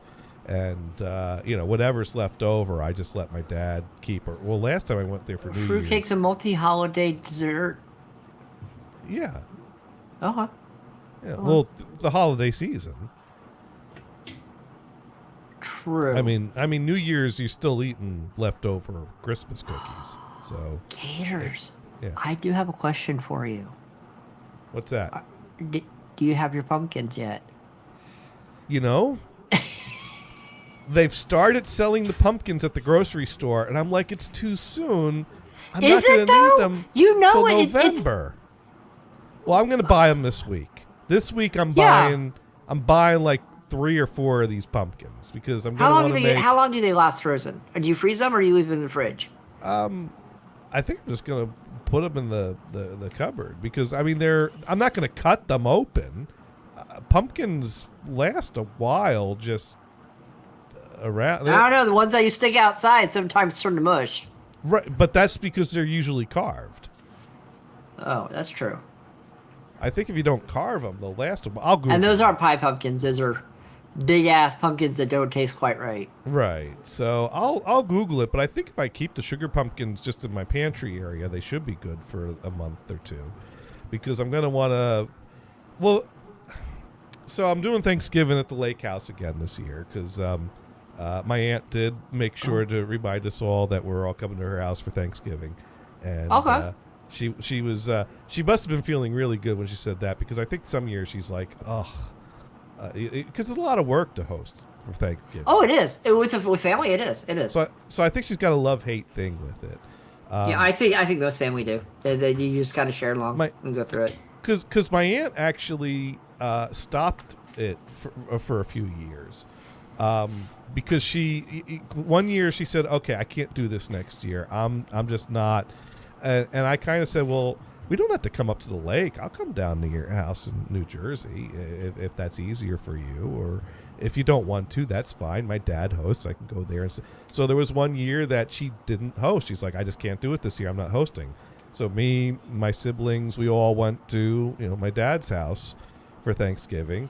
And which was fun because then my dad got to be introduced to our we have this my uncle has Norwegian background, so it's a Thanksgiving tradition to do a shot of aquavit for Thanksgiving. So I brought the aquavit bottle to the so. Wait, is that shaving cream? No, it's not shaving cream. Okay. It kind of has a bit of a licorice taste to it. It's a shot. It's liquor that you shot. So you don't sit there and drink the bottle. You drink a shot. Well, you could drink the bottle, but I wouldn't recommend it. But You're gonna be feeling not too good the next day, right? Probably not. Probably not. But that was fun because my dad's doing a little bit of a toast, with his wine or whatever. Happy Thanksgiving. And then after he does that, I pull out the aquavit. I'm like, all right, who's doing a shot? My dad's like, what's going on here? I'm like, we usually do this at the lake. We gotta do a shot. Skull. Yeah, pretty much. So we did our aquavit shot at my dad's house that year. And then the year after that, we got the invite from my aunt that she was hosting at her home in New Jersey, not at the lake house. So we went to that. Well, I think only me and one of my sisters went to that. My brother hasn't made it to these Thanksgiving gatherings for a number of years now. And we keep trying to strong arm him into to going. And we've told him this year he has to go. Last year he said he would go next year, which is this year. Is this the one that just got married? Yeah. Okay, so he has to go. He has to bring his wife. Right. Because See, there you go. Apparently, his wife has like 3 different Thanksgiving dinners within her family. Oh, now there's 4. So we're like, well, all right. So you go to 2 of hers and 1 of yours. I mean, she still comes out ahead. But I don't know. It's a lot of turkey every year. That's great. I see nothing wrong with this. I don't think I don't know I forget the story with all that. But anyways, so I don't know if he's going to be there or not. I don't think he really wants to. But well, plus the haunt at my buddy. Well, we'll see what his wife doll. says, right? Well, the haunt at my buddy doll still lives at the lake house. So I think that's what keeps him away. Oh, it works. I see. That's why I post pictures of it on my Facebook feed every year, just to remind him that it's still there waiting for him, sitting in the bedroom. Well, there you go. It's waiting. It's waiting for him. He because my buddy doll belonged to my cousin. My set of cousins were living in that house for a period of time, and somehow some things I guess got left behind, and my buddy doll was one of those things. And my buddy doll, I guess my buddy existed in the era of Chucky because that's yeah 80s, yeah. My buddy kid sister, yeah. Into the late 80s and early 90s, around that time period, I'd say. But this my buddy got a haircut. And the problem with giving my buddy a haircut is the hair don't grow back. And also my brother, I guess he had seen one of the Chucky movies, and he is easily scared of horror movies, and then he'd have nightmares, and then we tease him about it, and that would just make it worse. But we were kind of rotten to each other growing up. Okay, Gators, this is what you got to do. Yeah. I figured it out. Yeah. Get a my buddy doll. Not that one, because you don't want to destroy the original, right? You don't want to destroy the original. Open, get a my buddy doll. Get a way to cut the head off. The plastic head. Get some red LEDs and tape them to the back of where the eye sockets are. The eyes are. Oh. And put a battery in it or something. And figure out a way to turn it on, and then just take a picture of that and send it to him or something. Say, oh yeah, or turn it on when he sleeps there one night or something. You just have it show up. I like you got me thinking of some ideas here. But for example, here I'll just go ahead and bring up the picture that I posted to Facebook last year, so you can see what this thing looks like. So we could all make sure. Did you put a little knife on it and a Santa hat on it or something? I might have to try something like that this year. But no, I have not.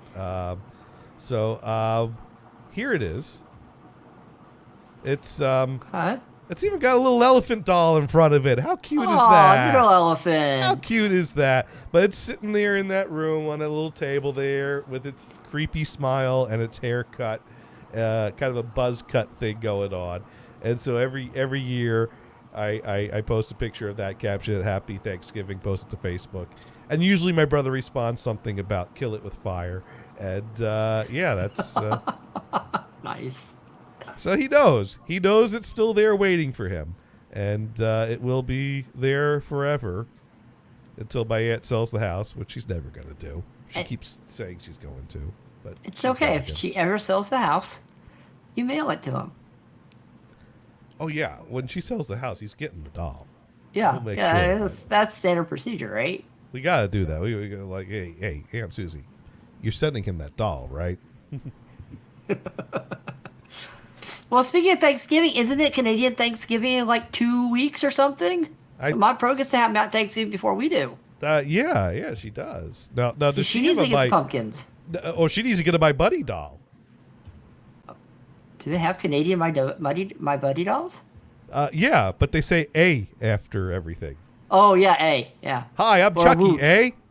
Want to play? Oh, A? it's this Sunday. Ooh, it's almost time. Oh wow, it's early in October. I didn't Look at realize. that. Wow, It's, how? it's a Duna Gator show Thanksgiving, Canadian Thanksgiving edition. Canadian Thanksgiving. Yeah, we're gonna be hosting your Thanksgiving dinner, I guess. She doesn't say A. No. The My Buddy doll says A. My pro, do you say a boot? A boot. A boot? Oot the boot? Boot the Probably boot. not. A. She goes, yeah, I hate you. What other Oh, there you offensive go. things can we Monday. So there you go. There you go. Oh, that's great. Now, Mod Pro also giving us a big old no. No. No boots. No boots. No. Oh, she's born in Spain. She was Oh, born in Spain. Yeah. So Well, but you live in a place for a period of time. You pick up Yeah. things around you, right? she's got the Spanish Canadian accent. Yeah, that's a thing. Wow. That could be interesting actually. That would be kind of cool. Yeah. Yeah. But yeah, no. Okay, so no boots, no A's, but we gotta get you a My Buddy doll and a fruitcake. Wait.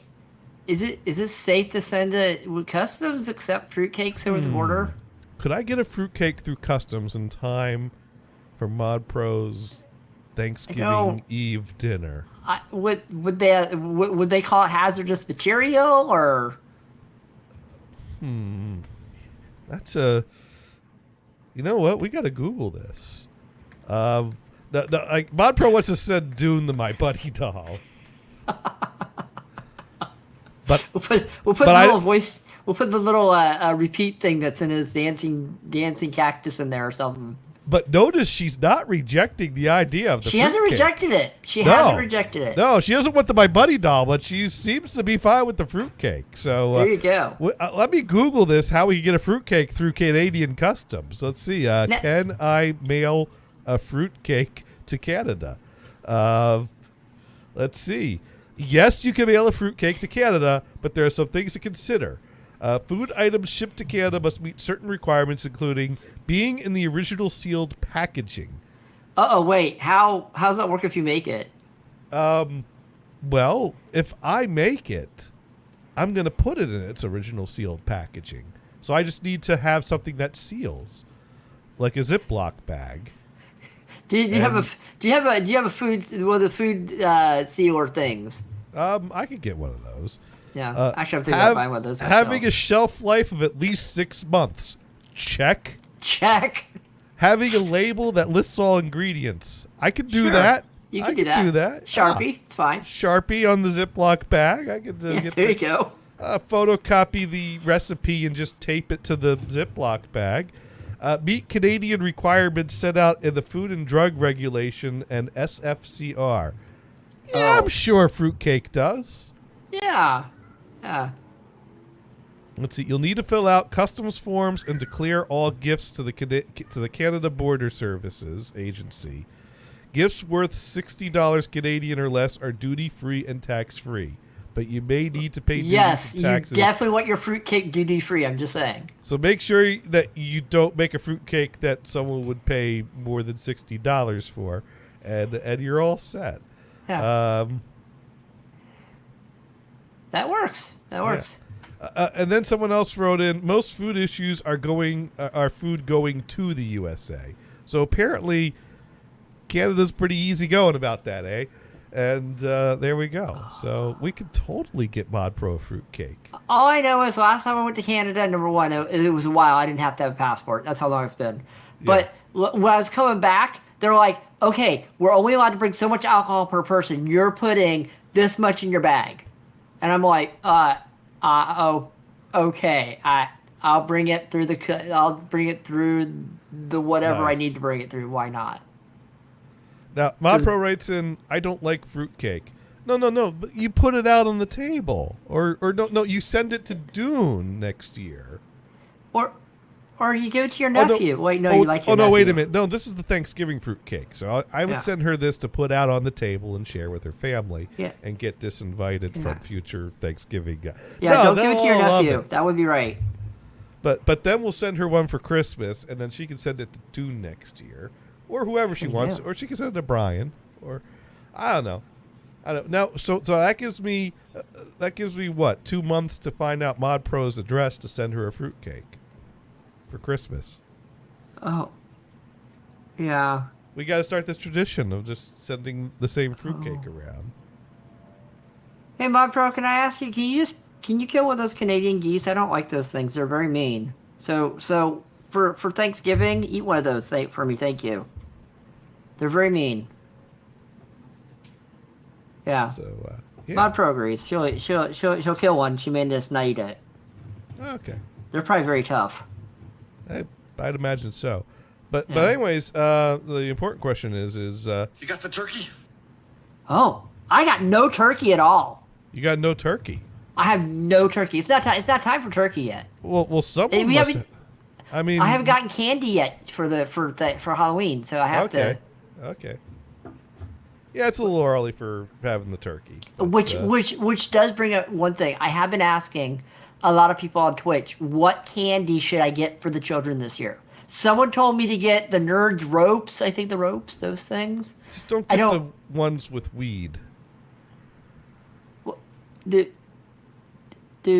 they sell those?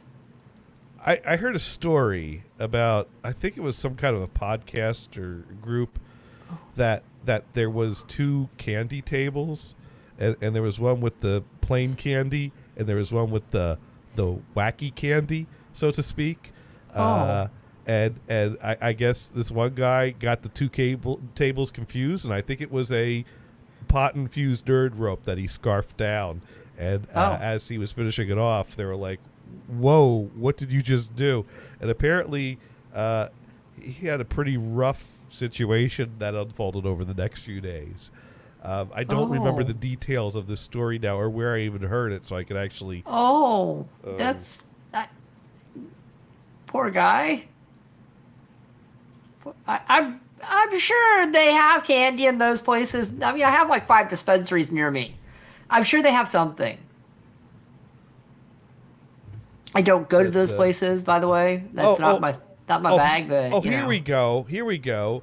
The Oh. accidental 400 milligram edible. Let's. Is it just pure? I've got a story for you guys today. Listen, in the pursuit of life, sometimes we run into bumps along the road. The bumps vary in size and severity. Sometimes it's a little tiny pebble in the road, and sometimes it's a giant fucking boulder, like, for instance, if you were hiking and you got hit by a giant fucking boulder. We're doing our best, alright? And sometimes things don't work out the way we would prefer. Today's one of those little interesting conundrums that we run into every now and then in our lives, and it happened to me. I ran into a bit of an issue. So sit back, relax, and let's talk about how I once accidentally drugged myself with the largest edible I've ever eaten. Okay. Well, this should help get Ben Shapiro off of my feed. And Yeah. I'll just So watch you'll this read guy's instead. videos for the next day or two. Yeah. Before all the coronavirus garbage happened, I traveled to Los Angeles for spring break. And one of the things that I had to do was I had to sign a shit ton of posters for U2s. There was probably more than 3,000 posters that I had to sign, and the posters were being kept at the house that the Misfits YouTube group were staying at in LA. Carson was there, cool. Schlatt was there, Cooper was there. We were all just trying to like sign all of these posters as fast as we could because there's so many of them, and it would take us literally hours to do. At this point, there was maybe about 5 or 6 people in the house at this time. And that's because at that point, the whole main Misfits crew had gone out to dinner somewhere. I don't know if you know this about the Misfits in general, but they smoke a lot of weed. Every trip they do, they probably spend a couple $1,000s on weed. Okay? Yeah, double. They I don't smoke know. the Mary Jane. They do the weed. In order to make the process of signing these posters go a little bit smoother, I had smoked like half a joint of weed, so I was already decently high because I hadn't smoked in a while either. Signing away, crossing my I's, dotting my T's. However, my personal reaction to weed is that I get the munchies. I get the munchies pretty hard. I smoke a little bit of the marijuana, and then I say, oh, I'm going to eat an entire sleeve of club crackers with no cheese because gluttony. I had originally planned to go to dinner with my girlfriend and her father, so I was trying to wean off of the high and just kind of sign the posters and wait until it kind of wore off, and then I would go and do that. One of the things that they had at this house was they had a giant counter in which a bunch of snacks were all laid out. There was chips, there was more chips. There was, I think, pizza. I don't fucking remember. As I look across this horizon of bountiful snacks, I see a Nerds Rope, and my munchie brain is like, oh. And I'm thinking to myself, man, I remember Nerds Rope. I haven't had Nerds Rope in fucking forever, dude. I'm thinking back to my childhood where we would go to a campground in Maine and I would waddle on down to the snack shack and grab myself a Nerds Rope. And before eating it, considering its potential applications as nunchucks or trying to tie a knot with it. But then realizing, I'm a kid. I don't know how to tie knots. And my prefrontal lobe won't even be done cooking for another 20 years. So what's even the point? Give me a slush puppy. Give me a Game Boy SP. Let's fuck it up. But Lord have mercy. Did I learn in this moment I no longer was a child, but a man? A man who experiences consequence in the worst way possible. So I'm signing more posters. You know, I'm cruising. I'm having a great time, all right? Nerds Rope tastes a bit strange, but that could also be my perception that I have of being already high. And it kind of, if you've ever been high before, it kind of messes with your perception of taste a little bit. It was like drinking a Diet Coke versus a normal Coke where there's like, you know, there's something there. There's something there. But I don't fully process why it tastes different. So I finish the Nerds Rope. And then I go to have another Nerds Rope because I'm high and have the munchies. As I'm biting into the next Nerds Rope, one of the Misfits guys says, Ted, don't eat those. Those are edibles. Sorry. I must have heard you wrong. Scusi? Yeah, Ted, that's an edible. So I say, no fucking way. How much was it? And he says, I think it might be like 60 milligrams. What? 60 milligrams? To give you context, the largest edible I'd had up until this point in my life was 20 milligrams. So of course I ask, are you sure? One of the guys walks over to the counter and picks up the package of the Nerds Rope, and with the most you are fucked face I've ever seen in a person, he says, it's actually 400 milligrams. Dope. Now remember, I've already freaked out when I heard that it was a 50 milligram edible, and I've just been told that it is actually 8 times that amount. So you may be asking yourself, Ted, how the fuck did you not know that that was an edible? And that's a good question. Let's start with the packaging. Okay. That's the packaging. It uses the same packaging as the actual branded Nerds Rope. It's got a thing that says tear and share, as if it's just a normal candy. In hindsight, that's very much so implying for a good reason that you really should be sharing it and not eating it entirely on your own. If you're not really paying attention and it's been like 8 years since you've had a Nerds Rope, this is pretty easy to mistake for a Nerds Rope. In addition to that, there was a very specific and deceptive way that everything was laid out as snacks in the Misfits house. And I'll just let Swagger Souls explain that for me. There was a very reasonable way, like we set it up, because the Nerds Rope was an edible. It was a 400 milligram edible, and he didn't read the packaging. But we have, on that bench, it's a big-ass bench, it's snacks and food, chips, Pringles, gummy bears, all that shit. Munchies. And then there's weed food, which is edibles, in between that and the weed. which makes sense. Like you a know, spectrum. Yeah, like a spectrum. Progressively But dangerous as you go. Yes. along. that's the thing, is that it would make more sense to kind of put the weed food away so that you don't confuse the Confuse it food with the the weed. actual Yeah, Which I is agree. how He was before just Ted. whooping it dead. He was tripping Amazing. balls. If you've ever been in a car crash, even if it's not your fault, there's a certain feeling after it immediately happens. It's this mind-racing feeling when you have absolutely no idea what to do, but you also know that something has to be done or you're fucked. AKA panic. So at this point, I begin to freak out for 3 reasons. First of all, I didn't know if I was personally prepared mentally to get as high as I was about to get. Second of all, I had made plans for dinner with my girlfriend and her father that That's night. not happening. And No. I definitely won't be making it. And I'm pretty sure she's gonna be a little bit pissed. And the third reason, I hadn't smoked weed in 2 months, which meant that my tolerance was rock bottom. I like to explain this with what I like to call the skyscraper analogy. Right here we have the tolerance skyscraper, which represents my tolerance to marijuana. Let's just say that whenever I smoke weed, I start at the ground floor in the lobby. If my tolerance were higher, then maybe I'd go a couple stories up to the mid-level apartments. That's where all the stoner kids from high school hang out. And they're all pretty high up there, but it's nothing really to be worried about. You're probably couch locked, but you'll be fine. With my tolerance at 0, though, I knew in my heart and my soul that I was going all the way up to Cheech and Chong's fucking penthouse as an unwilling and unexpected guest for an undetermined amount of time. As things stand right now, I don't even live in the building. I'm from out of town and I sometimes commute into the city. Oh, it's a Friday night. Oh, we should go get drinks in the city. That's what I'm operating on. I know that I'm on a timer. Most edibles take about 45 minutes to an hour before they kick in. But I know that I've taken this edible about 10 to 15 minutes prior, which means, math, I've got about 45 minutes before this edible hits me and I die. Although other things can affect this, such as being on an empty stomach, which I was. My first thought was that I need to make myself throw up, because if I can get rid of as much of this edible as possible, I could potentially mitigate the level of inebriation that I was about to experience. So I stumble over to the bathroom and I start to gag, and I'm trying to make myself throw up, but I've never made myself throw up before. I don't know how to do it. So the next step is that I got Carson on his phone looking up how-tos on WikiHow on how to make myself On throw up. WikiHow, And no. Thor's in the kitchen and he's making cups of salt water for me to chug, because apparently if you chug salt water, it helps with the throwing up process. I'm not sure how true that was. It just ended up with me just throwing up a bunch of pinkish salt water. So I can't speak for its effectiveness, but there you go. And I'm pretty sure since the Nerds Rope was sort of a candy, sugar-based food, it was really easy for my stomach to digest it really fast. So I'm pretty sure if I hadn't thrown it up within maybe 5 minutes, there really wasn't that much that I could do from there. So by the time I was done throwing up, some food that we had ordered earlier arrived, and Cooper basically advised me that the best thing that I could really do for myself would be to just fill my now completely empty stomach. From this point on, all I could really do was buckle up, strap in, and get ready for the fucking high of a lifetime. God bless my soul. So that's the pre-story. So you got to watch out for those Nerds ropes. Wow. Yeah. I'm not buying this for the kids. No. What candy you guys suggest? I'm not buying Coffee Crisp. I can't do that. Sorry. Well, let's those find are out. my. Huh? Let's find out how this high went, though. Because Okay.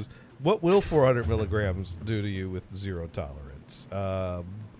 So I'm going to give you guys a walkthrough of what this high was like. It wasn't fun. I also have some video footage that Cooper took, so link to his channel in the description. Once I kind of came to terms with the fact that I was going to have to ride out this high no matter what, I decided to give myself a home base. Just somewhere where I could ground myself and not really need to worry about moving around or anything. I found myself a nice armchair, and I sat myself down there and prepared for the ride of a lifetime. The first thing that happened was a classic weed symptom, which is cotton mouth, which is when your mouth gets really, really dry. So I was pretty much just constantly drinking water. I remember starting to get colder. And the Misfits, they had a room where they just had a bunch of extra merch laid out where they could just give that to friends and stuff while they were in LA. And I kind of just walked in there and just threw on one of the sweatshirts and then just went back to my home base and sat down. And I was wondering for myself if that cold symptom that I was experiencing was real. I did research on the symptoms that I was experiencing, and this was something that actually happens. Informally, it's referred to as weed chills. The THC literally lowered my internal body temperature, so I actually was getting cold. Another thing that happened, and I think this also might have been a symptom of being cold, but I started getting shaky. And it's really funny the way that I described that when I was high, and I actually have video footage of that right here. Welcome back to the vlog. It's gotten worse,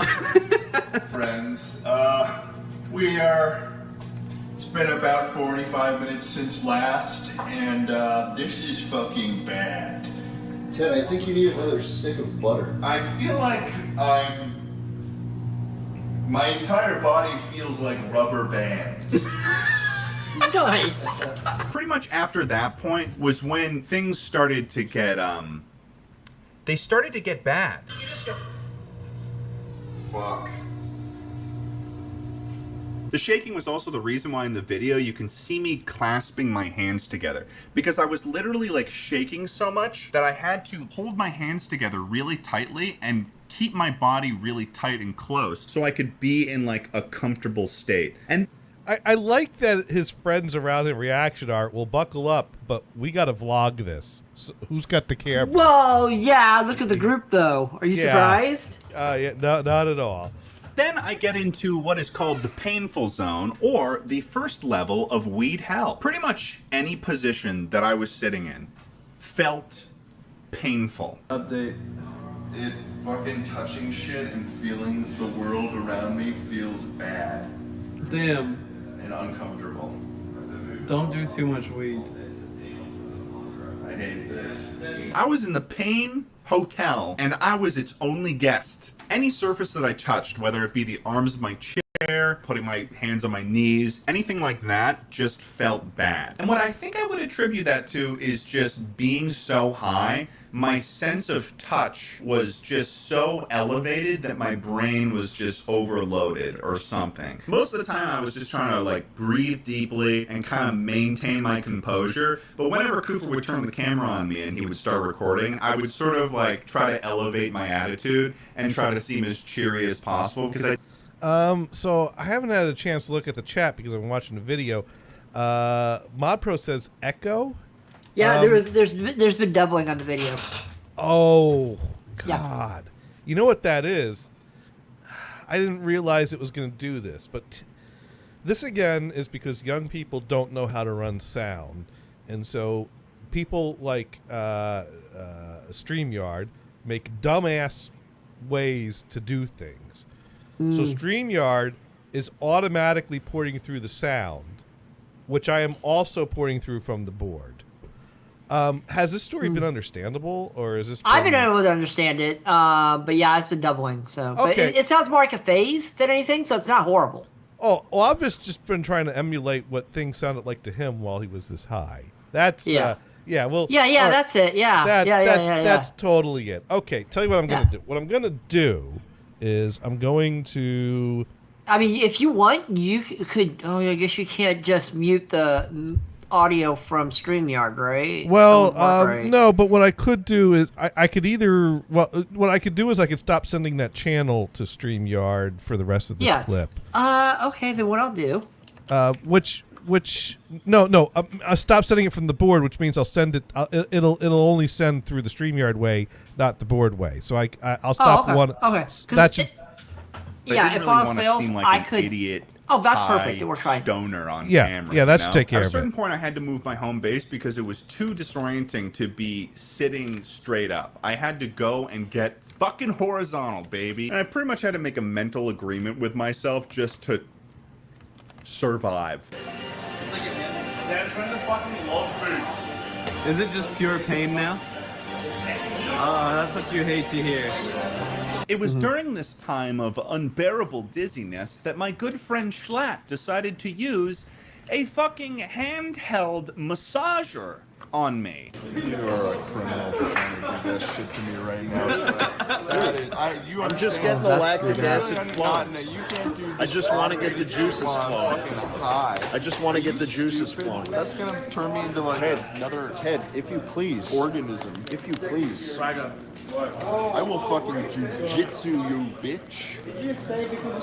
Ted, what's the update? What's the status? DEFCON 1. Oh no. Do you see my attitude there? I wonder why I wouldn't like that. A rapidly moving massager. If you want a lesson on what not to do to someone when they're high, that really takes the cake. Eventually, the fateful moment happens. I had a weed barf. I honestly think it was really just because of how dizzy I was getting from being high. Too much And luckily for THC does me, that. Makes you ill. I had a whole sandwich about an hour ago. I literally had to run across the entire room and just run into the bathroom and throw up. After I threw up, though, that's pretty much where the high took the downturn, though. It was cleansing. It was a cleansing barf. Yeah, it was detoxifying. I went to go eat some Skittles, but without even knowing I was on camera, I went around to people and not trusting my own ability to determine this, I asked them if the Skittles were edibles or not. Jack, this is when you know these are normal Skittles, right? Normal Skittles. You don't get edibles? I don't think I've eaten more candy, dude.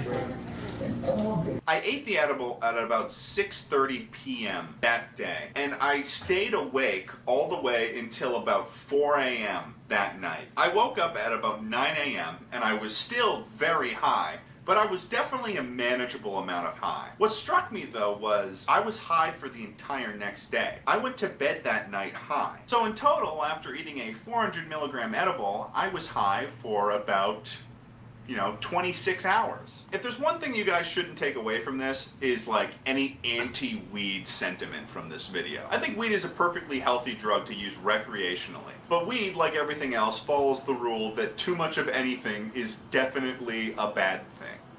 So there you go. That's his. Yeah, don't do weed. Be careful with that. Well, just make sure you know what you're eating when you're hanging out with a group of people that partake in the edibles. Yeah. And also, hopefully don't do too much.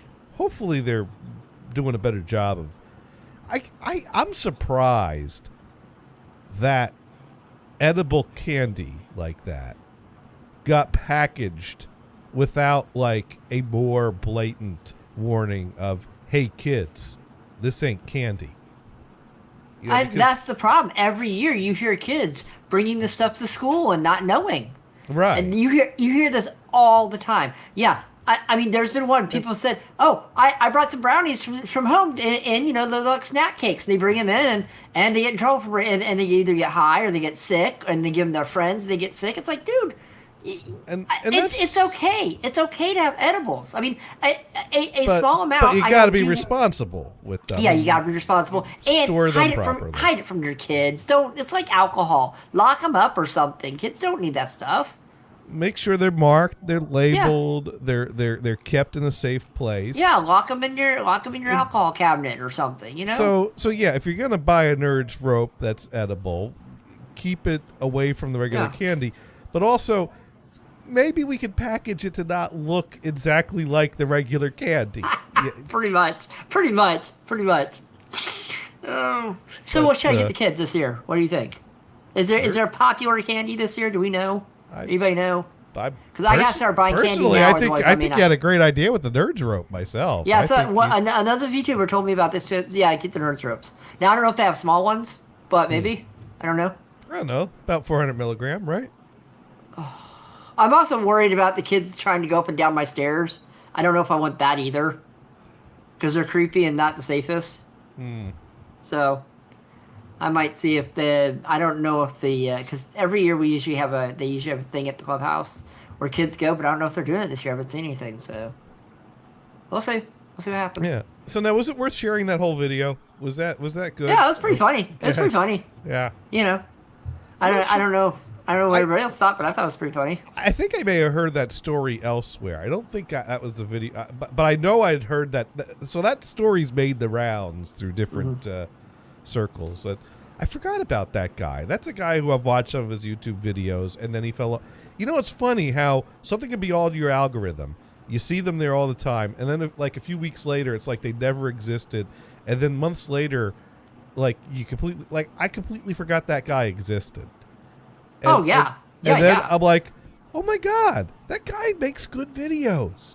Why hasn't he showed up in my algorithm in like months or years? What the hell? Well, yeah, and my algorithm. If something new pops up in my feeds that I've subscribed to, yeah, they show up. They show up. They go, okay, new show here, new show here. In fact, I get them on my phone now because apparently I logged into Google or to YouTube there at one point. So now they show up there. So every time a new show shows up, it shows up on my phone. So. And then someone else who's showing up in my feed is Mr. Beat. You familiar with Mr. Beat? I do not know Mr. Beat. I think he's a history teacher, and he posts like political topic type videos, but they're fact based. They're not like they're more of the factual based type of kind of dry, but still entertaining in a way. So, in a history teacher, like saying, right? He's discussing politics as a history teacher. Who is failing? I'm Mr. Beat. Well, I've failed many times in my life. Like that video that just popped up when I brought up his channel to try to find information about him is called "Why Did the Bay of Pigs Invasion Fail?" So that's one video. Let's see. Why we're so divided. The worst 10 federal laws in American history. Why are there only 435 members in the U.S. House of Representatives? Now, one video I watched of his that I very much liked is an anomaly for him, and he made sure he made this clear in the video that particular video was an opinion video, not a fact video. And that was he did a lengthy video explaining why he thinks that we should do away with the Electoral College.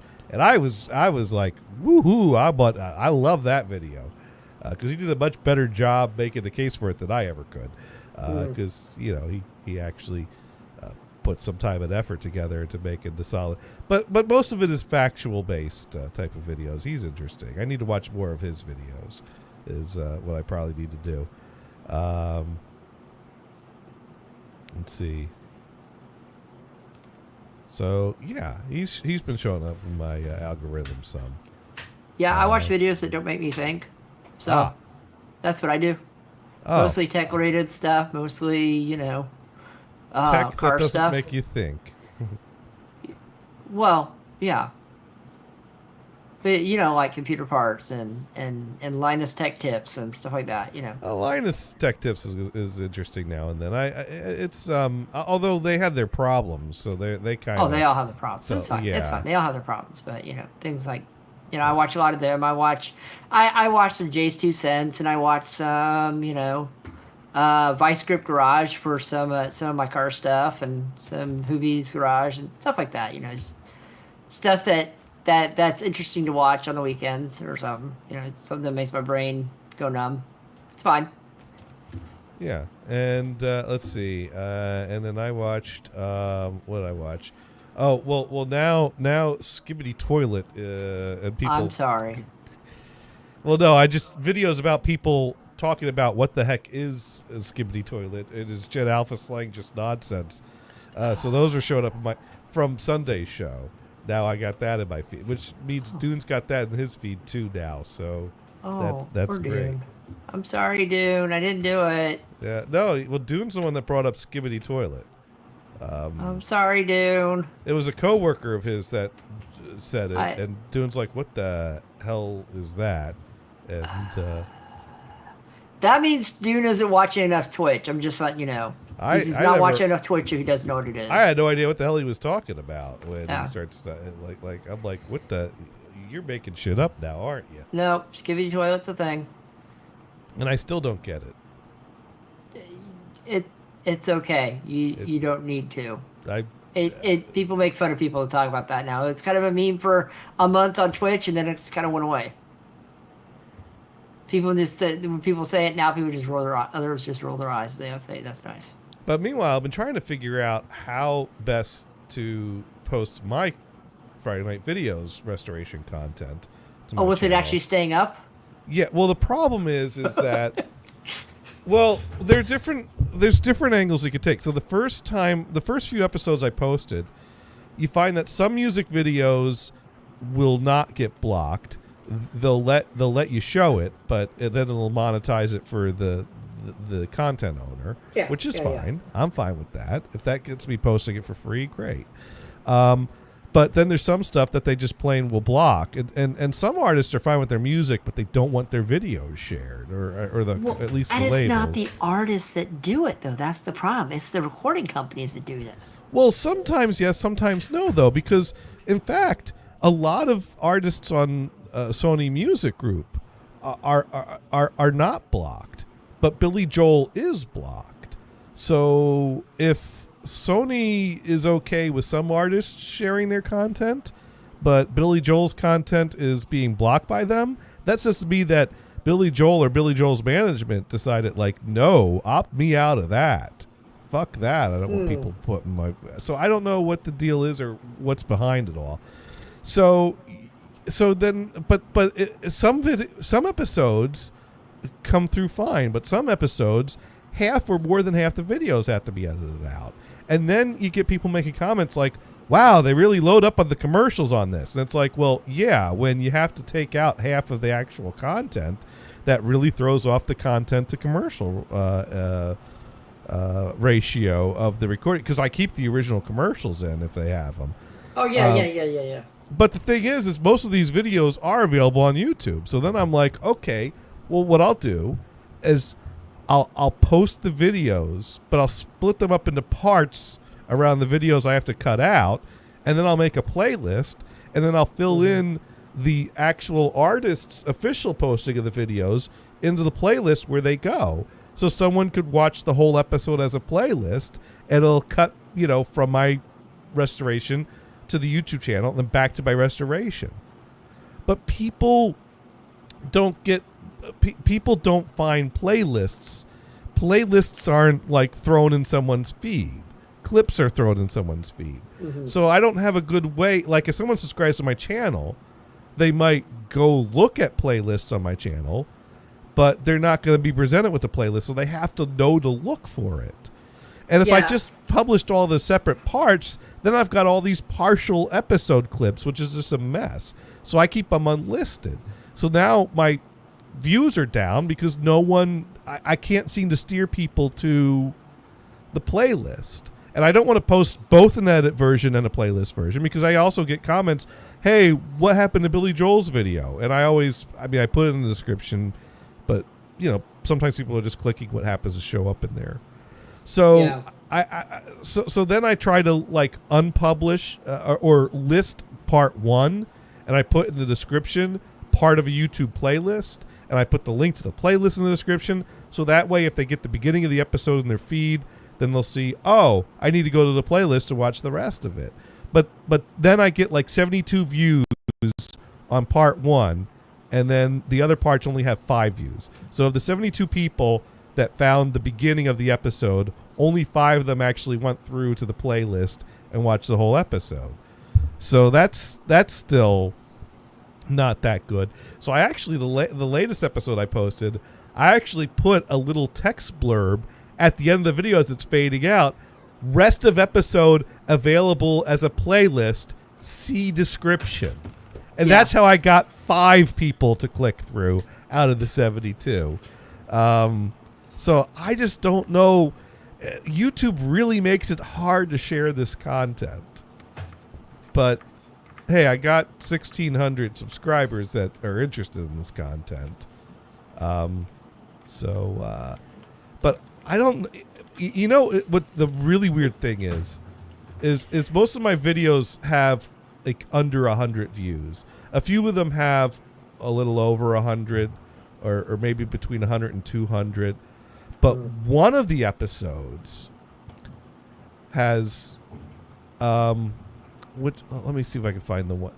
Actually, a few of them got over 1,000 to 2,000. It's probably the Weird Al Yankovic one. Well, Weird Al blocks his videos. Oh, he's so open about everything. That's the problem. He's so open. You can find Weird Al stuff everywhere. That's sad. But yeah, you can find him on his channel, but I can't post his videos. But what's really weird is some of the early episodes where I just edited out the videos that were blocked and kept them as a full episode. Those are getting like over nearly 1,000, some up to 2,000 views. So that seems to work better, even though it sacrifices the content. So that's another challenge I have. If I try to present the content in a better way that's more complete, YouTube's site just doesn't funnel the viewers that way. That's not how YouTube's meant to work. But meanwhile, one of my early posts, I don't know how it got blown up, but somehow it got blown up. It's got 76,000 views. Wow. One of them. Did you make money on that one? No, because this is all copyrighted content. I can't monetize. That's sad. But that's weird. It is weird that I have many of these videos. There's gotta be something in that video that made it so big. I mean, it's an episode from September of 1983. Let's see. It's got Kim Carnes, Betty Davis eyes, Donna Summer, She Works Hard for the Money, Steve Miller, Abracadabra. That's Moody what it is. It's Abracadabra that did it. I don't think so. I know how much you love that song. It's got Moody Blues, Sitting at the Wheel, Pete Townsend, Rough Boys, a private reel with Mick Fleetwood. Mick Fleetwood had a solo song then called I Want You Back, which wasn't that good. Cool. Genesis Mama, probably the highlight on what was in there. And then Kinks, Don't Forget to Dance. And I had to remove Heart, How Can I Refuse, Rick Springfield, Human Touch, Rod Stewart, Baby Jane, Men at Work, Dr. Heckle and Mr. Jive, That's a good song too.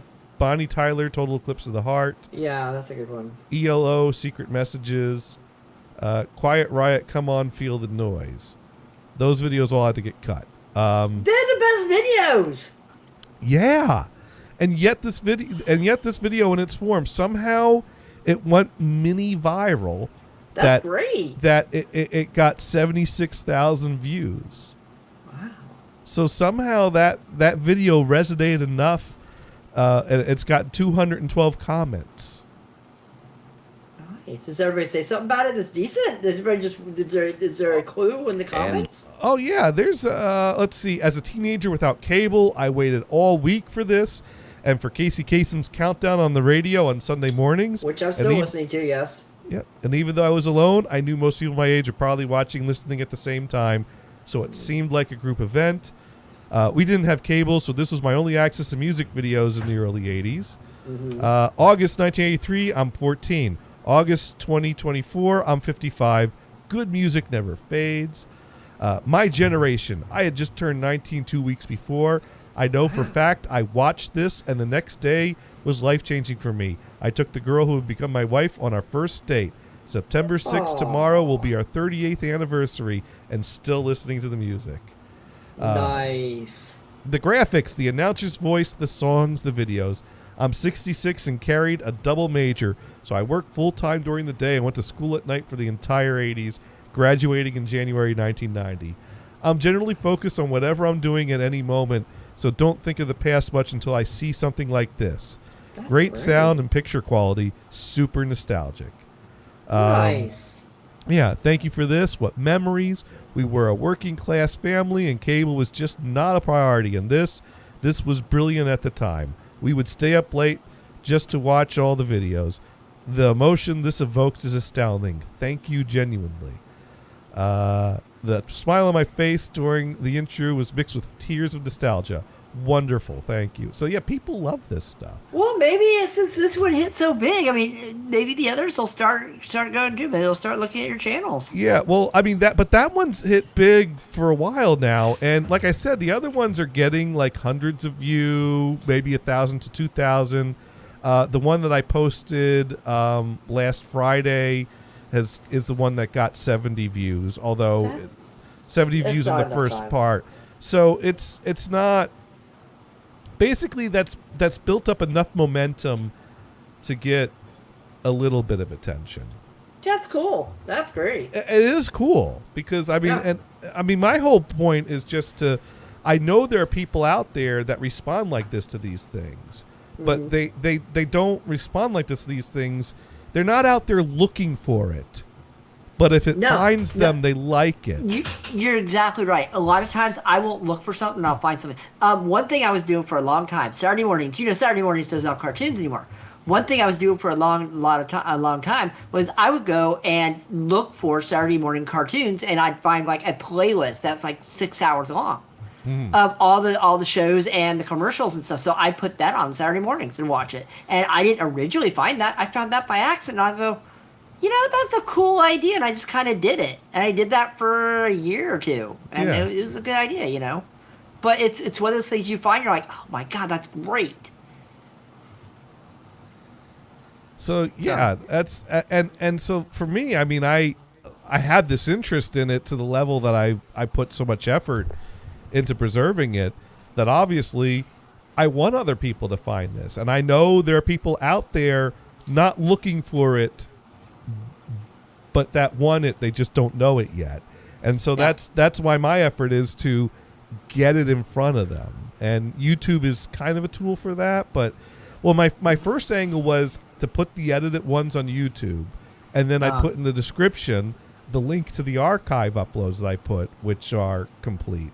But not many people go from YouTube to, hey, let me click a link to download a full, big, high-resolution copy of that. The problem is a lot of times they're on their phone or something. Yeah, people are consuming this on their phone. So, and even then, the phone could probably do the description link to get to the playlist, but people generally aren't using their phone that way. They're probably just... Also, I use YouTube on my Apple TVs. I sit there, and it's a full sit-back experience. I don't use it on my computer that much. I do here when I'm sitting on my computer, but I don't go download stuff. If I'm doing 90% of the time, I sit on my couch and push the remote on and go through it with my remote, not download anything. And YouTube's goal is not to guide you to a person's channel and their playlists. YouTube's guide is to keep you watching to the next video, based on algorithm. Which it does, because sometimes I'll wake up at 6 in the morning and say, "Oh my God, this is not my language. What am I watching?"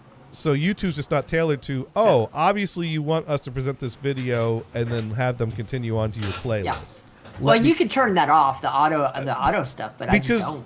Because usually when you're scrolling through YouTube, you don't even read the description. So these notes I'm putting in the description, people don't necessarily know unless I pull them in so much that they're like, oh my God, this is great.